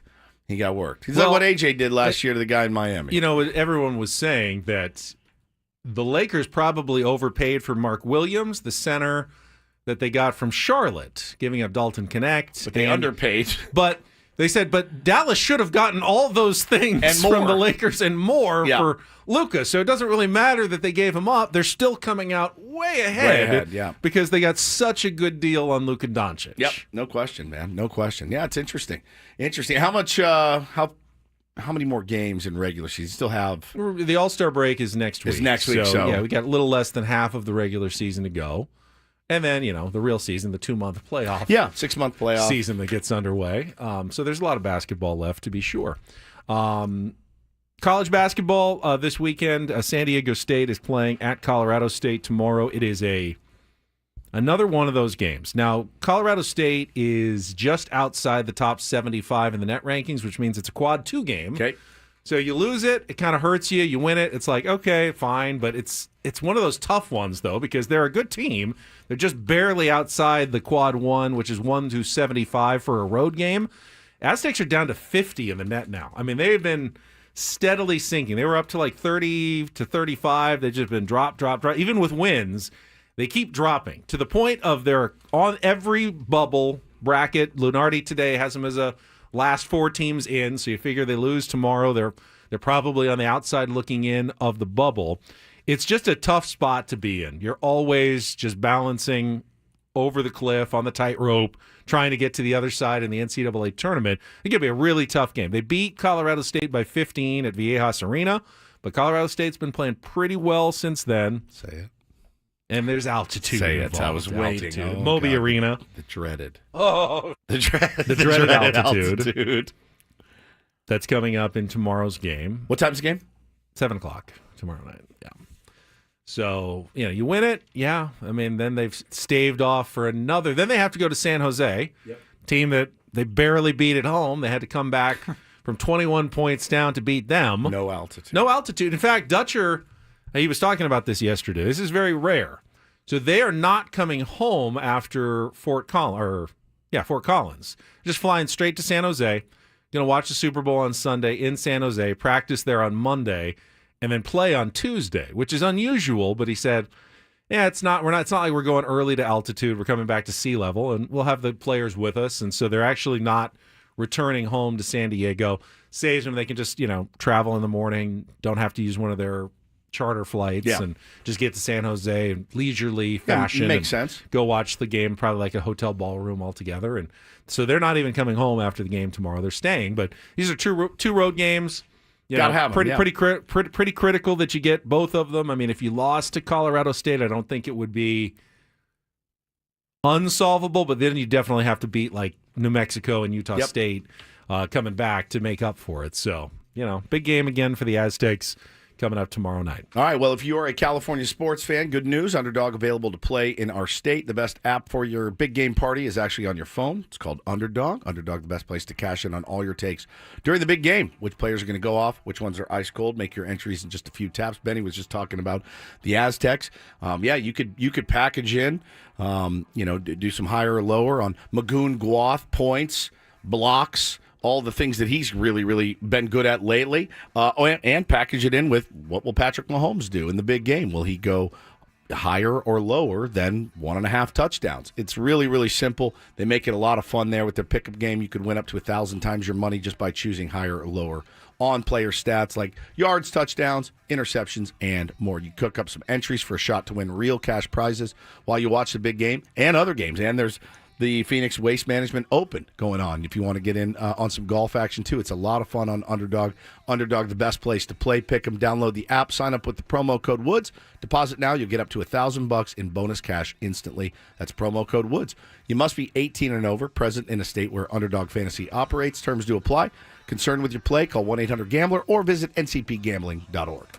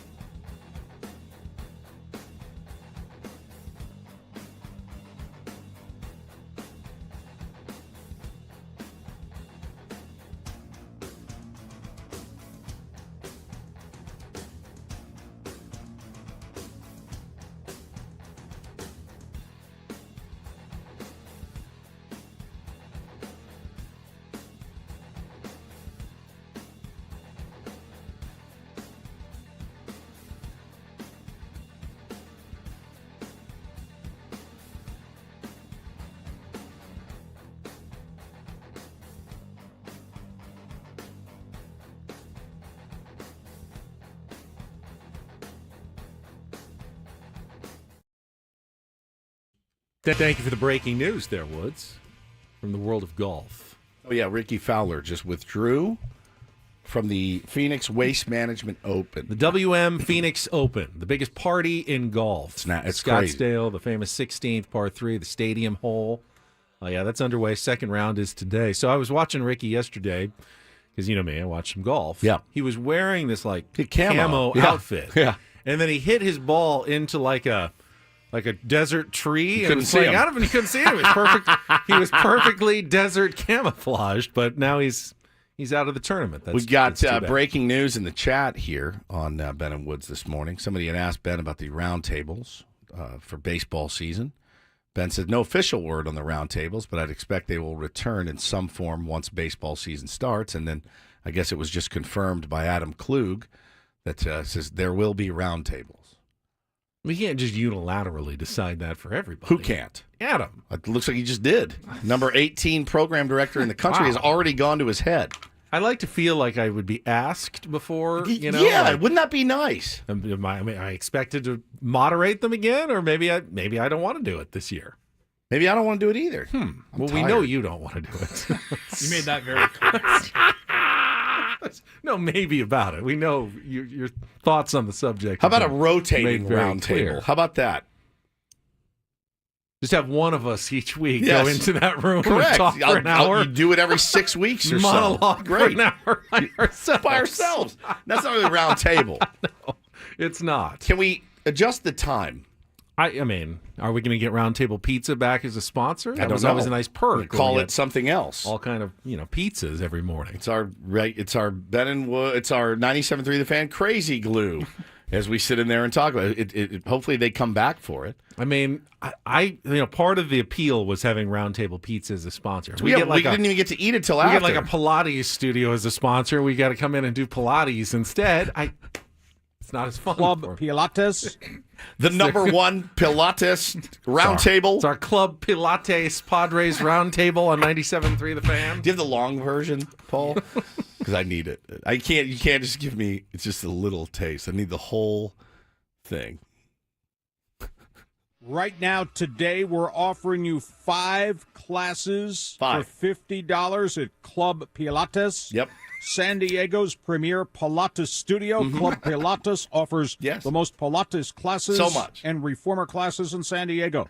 Conveniently located off Marina Boulevard, right in the heart of San Diego. That's right. It would be funny even if he was saying Pilates. Pilates. Because he says it so often. He says Pilates so much. Play it again, and now just think him saying Pilates. Right now, today, we're offering you 5 classes for $50 at Club Pilates. Pilates. San Diego's premier Pilates studio. Club Pilates offers the most Pilates classes and reformer classes in San Diego. Conveniently located off Marina Boulevard, right in the heart of San Diego. That was like 5 in like 12 seconds. If you like Pilates like I like Pilates, come on down to Club Pilates. Legendary. All right, we've got Reindl Report. Paulie's got some headlines to wrap up the week for us right after our last check of traffic here on 97.3 The Fan. From the 855 Get Ross Traffic Center, protecting San Diego after accidents or injury, here's Kelly Danick. It has not been an easy ride on our wet roadways this morning, guys. Still a little tough right along the coastline, but it looks like a stalled vehicle has cleared on southbound 5 just past Tamarack. However, up ahead before Leucadia, still dealing with the 2 right lanes being blocked with emergency crews as they try to retrieve that semi that went into a ravine over to the right shoulder. Then up ahead near Del Mar Heights Road, crashed the clearing stage. It may still be partially in the slow lane. On the Carmel Valley Road on-ramp to eastbound 56, there is a collision over to the right shoulder. Looks like that may have knocked a pole down. Now, westbound side of the 8, approaching the 805, we have reports of an accident involving a couple vehicles. It's over the right shoulder, then up ahead, got a stalled vehicle blocking the left lane of the transition ramp, west 8, at the northbound 805 connector. South 5 clear to crash near Imperial, another accident clearing near Palm Avenue. Just continue to take it extra carefully out there, guys. Have those headlights on so you're more visible to other drivers. I'm Kelly Danick with Ben & Wood, San Diego's #1 sports station, 97.3 The Fan. And get things started here with our today's edition of the Reindl Report. Now tuned into the greatest. Welcome to the Reindl Report. with Paul Reindl. Hi, Paul. All right. 2 stories from the world of sports that we haven't gotten to yet. We'll start off in Major League Baseball. And 1 story that you didn't know you needed. Are you laughing, biatch? It's the Reindl Report Hey, Paul, how you doing? Okay, how are you? on 97.3 The Fan. Are you ready to bless the mood? I need some help, please. That was good. Can I get a oh yeah? Oh yeah. All right. All right. Good morning and happy Friday. Happy Friday. TGI MFF.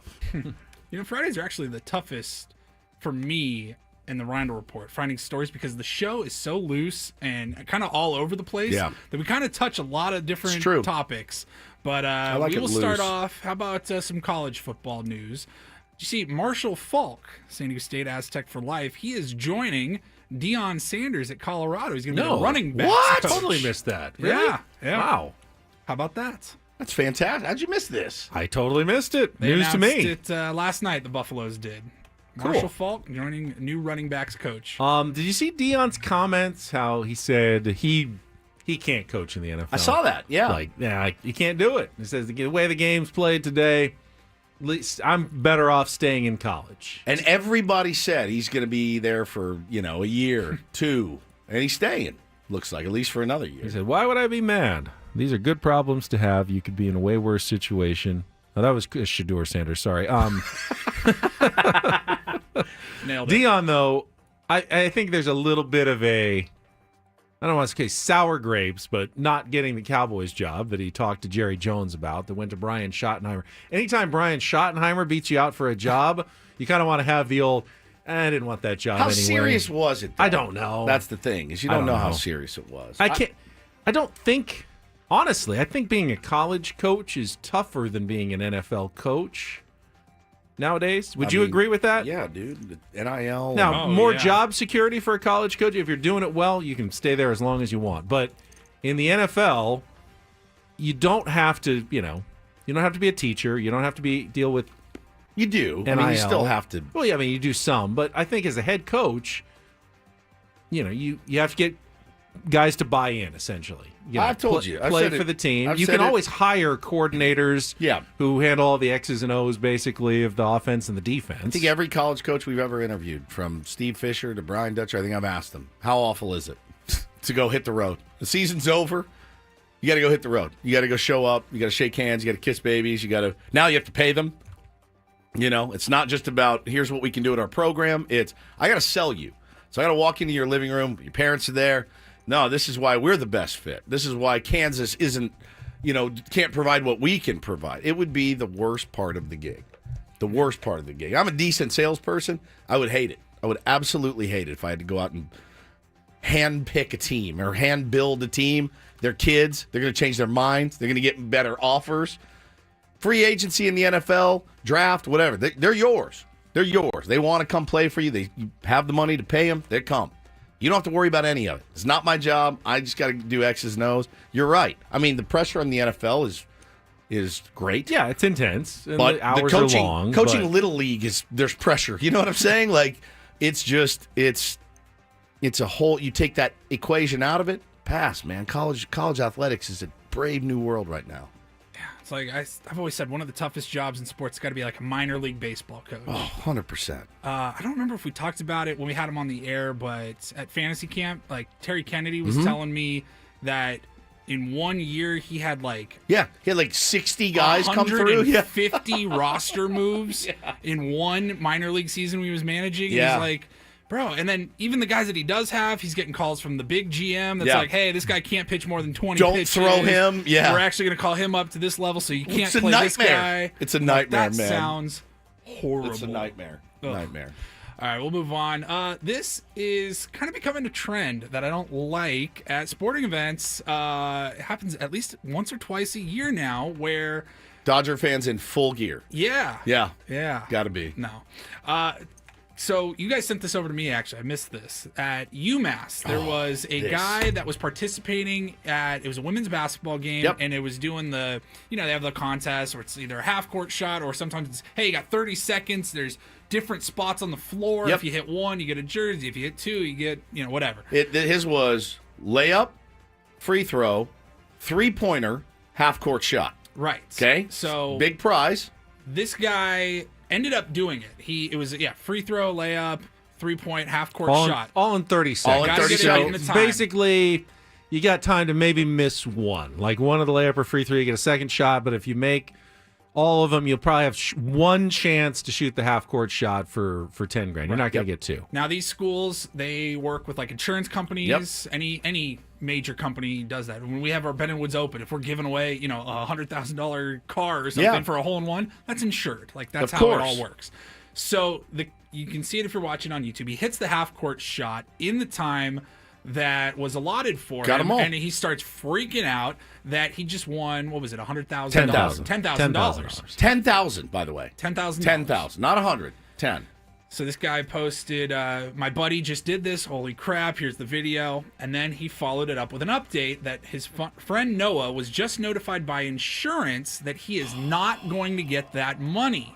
They said his foot was on the line for the half-court shot, despite not being told beforehand that it did have to be behind the line. Correct. Because if you think about a basketball court, there's a giant logo. Yeah. It is kind of like, there's some gray area. Like, where is the line? Right, where's the line? And it's kind of like, we all know where half-court is. Sure. But they said his foot was in front of the line. He wasn't told about that. Now, it's interesting that they didn't warn him. They should be pretty clear beforehand. The rules should be clear. The rules should be spelled out. You have to hit a half-court shot, but if your foot goes over the line, that's not a half-court shot. Just like a three-pointer, not a three-pointer if you're on the line. He definitely stepped over the line. It was close, but I could even tell on that long cell phone camera shot of it, he was about a foot over the line. Foot? I mean, yeah, not like much. 1 foot over the line, I'd say, when he got to midcourt. I could tell, even with the logo at center court. Now, what has UMass done? So we got some updates there. I mean, I'm watching it again. Yeah, he's like a foot in front of it. Dude, he still hit it. He nailed that. That's a dub. So they But the insurance company's not going to pay out. So now does UMass? Here's what the school offered him. Yeah. They offered him tickets for a 4-person suite at a select men's basketball game of your choice. In addition, we'd like to have you as a participant on the court hot shot shooting contest. Like, again. Pass. They offered him courtside seats at a select women's basketball game of his choice, $100 in gift cards for Mullins Center concessions, and a swag bag of UMass gear. So about $500 to $600 worth of value instead of the $10,000. Right. He said there was another update to that. Noah just let me know that UMass athletic director called him, and UMass is going to get him his money that the promotion company, the insurance company, denied him. So this had nothing to do with the school. This was not their fault. Yeah, you contract that out. The school put out a statement. They said, we appreciate Noah taking part in the series shootout promotion at our recent women's basketball game and applaud his efforts. After the contest, we informed Noah we would share the footage with our insurance partner as the next step. After their review of the 4 camera angles we provided, they determined the half-court shot was disqualified as it was not taken behind the half-court line. We weren't satisfied with that outcome and arrived at the decision to provide Noah with both a $10,000 award and a host of other UMass athletics benefits. That's how you do it. You got to make it right because that bad publicity is worth way more than $10,000 for that insurance or promotion. Okay, let me give you an example. At the Ben & Woods Open, the second one. Yes. We had a hole-in-one to win a Lincoln, I think. It was, we had it out there. It was parked there. Yep. But because, it's insurance, we needed, people documenting, watching it closely. You had to be from the right tee boxes, and if it wasn't done properly, the insurance company wasn't going to pay for it. If someone had teed it up a foot in front of the box, made the hole-in-one, and the insurance company said they're not giving it to us, is Odyssey, are we going to have to then buy them a Lincoln? And do we feel bad, or did he not follow the rules? I think you know the answer to We're not buying him a Lincoln. There's no so this is the same kind of thing. They garnish our wages. It wasn't UMass's fault necessarily. No, it's not. But they're the ones being held responsible. They're not. The insurance company is. No, the insurance company isn't paying a dime. They're not going to pay it, but people were not mad at UMass. They are mad at the insurance company. Now UMass has done the right thing here, I think. But the insurance company didn't. No. Like that first update from the school was like, really, that's all you're going to do? But then once they realized, okay, this kid's not going to get his money, they made it right. That's good. I like a happy ending. By the way, no one made a hole-in-one at the Ben & Woods Open. No, you got win close. To win the car. I'll just tell it to myself. Paulie, save that. Yeah. Welsh Fryer says you get to meet Ben instead. I know you made the hole in one. You're teed up an inch in front of the tee markers. You get to meet Ben instead. We'll give you a day in studio. You can come in, hang out with us. Yeah. Maybe get you some round table pizza from the next round table. Yeah. Never know. If the round tables continue. If it's still sponsored. Maybe we'll get you a Pilates. Class. You have to, I never need to run it by my agent because I haven't committed to anything. Yeah. All right. And then finally, gentlemen, we are 1 week away. Valentine's Day. Ooh. Got a story here that in Memphis, if you happen to be dumped before Valentine's Day, maybe things don't go well over the next 7 days, they've got a perfect gift for you at the Memphis Zoo. For $10, you can name an elephant's doo-doo after your ex. Seems pricey. How much? $10. $10. They went with their tagline is... Do you then get it, or do they just they take a give it to you in a picture of bag? In your famous Ziploc baggies that you like so much. It's called Name a Turd After a Turd. Oh, my. All the proceeds go to the care for the zoo's 3,500 animals. Let's give you $10. You don't need to. I don't need to name doo-doo. I mean, what do you actually get, though? You get a digital card and a shareable video of elephant poo-poo. Okay, so hitting a pile online. of more elephant. So it's like that buy a star for a friend? Yeah, that's what exactly. Babe, the sit International down. Star Registry. Babe, sit down. I got you something for Valentine's Day. You're really going to like this. I've named a star after you. Who's that genius, scammer, grifter? Where is he? What if you lived like in a planet around that star? You just found out something. You know, our son, it's not named Hannah. Yeah, exactly. I don't know. It's official. World? We got the paperwork today. Some guy on Earth bought it and named it after his wife. That's right. And now our son is called Hannah. Hannah Woods. Yeah. What a dumb... All right, never mind. Maybe someone listening has actually bought a star. I bought my wife a potato. Told you that. I sent her a potato message, and that helped me woo her back after we had split. And then she started, dating Padres, and I freaked out and decided to marry her and knock her up. But I sent her... Big game Bob Erlin? Yeah. I put the fear of God into me. He really did. Guy's 5 foot nothing. He put the fear of God into me. I got to get off my ass. I got to get off my ass. I got to get my ass together and get her back. Yeah. And so I sent her a potato with a message on it. It says, I still love you. And we still have it. Was it carved into the potato or written into the marker? Like a Sharpie onto the potato? We still have it. It's shrunken. It's dried out a little bit. It's in the freezer, and it stays wrapped in tinfoil. And it's in the freezer right now. It says, I still love you. It worked. Turn that into some sort of Super Bowl snack. That's right. That's right.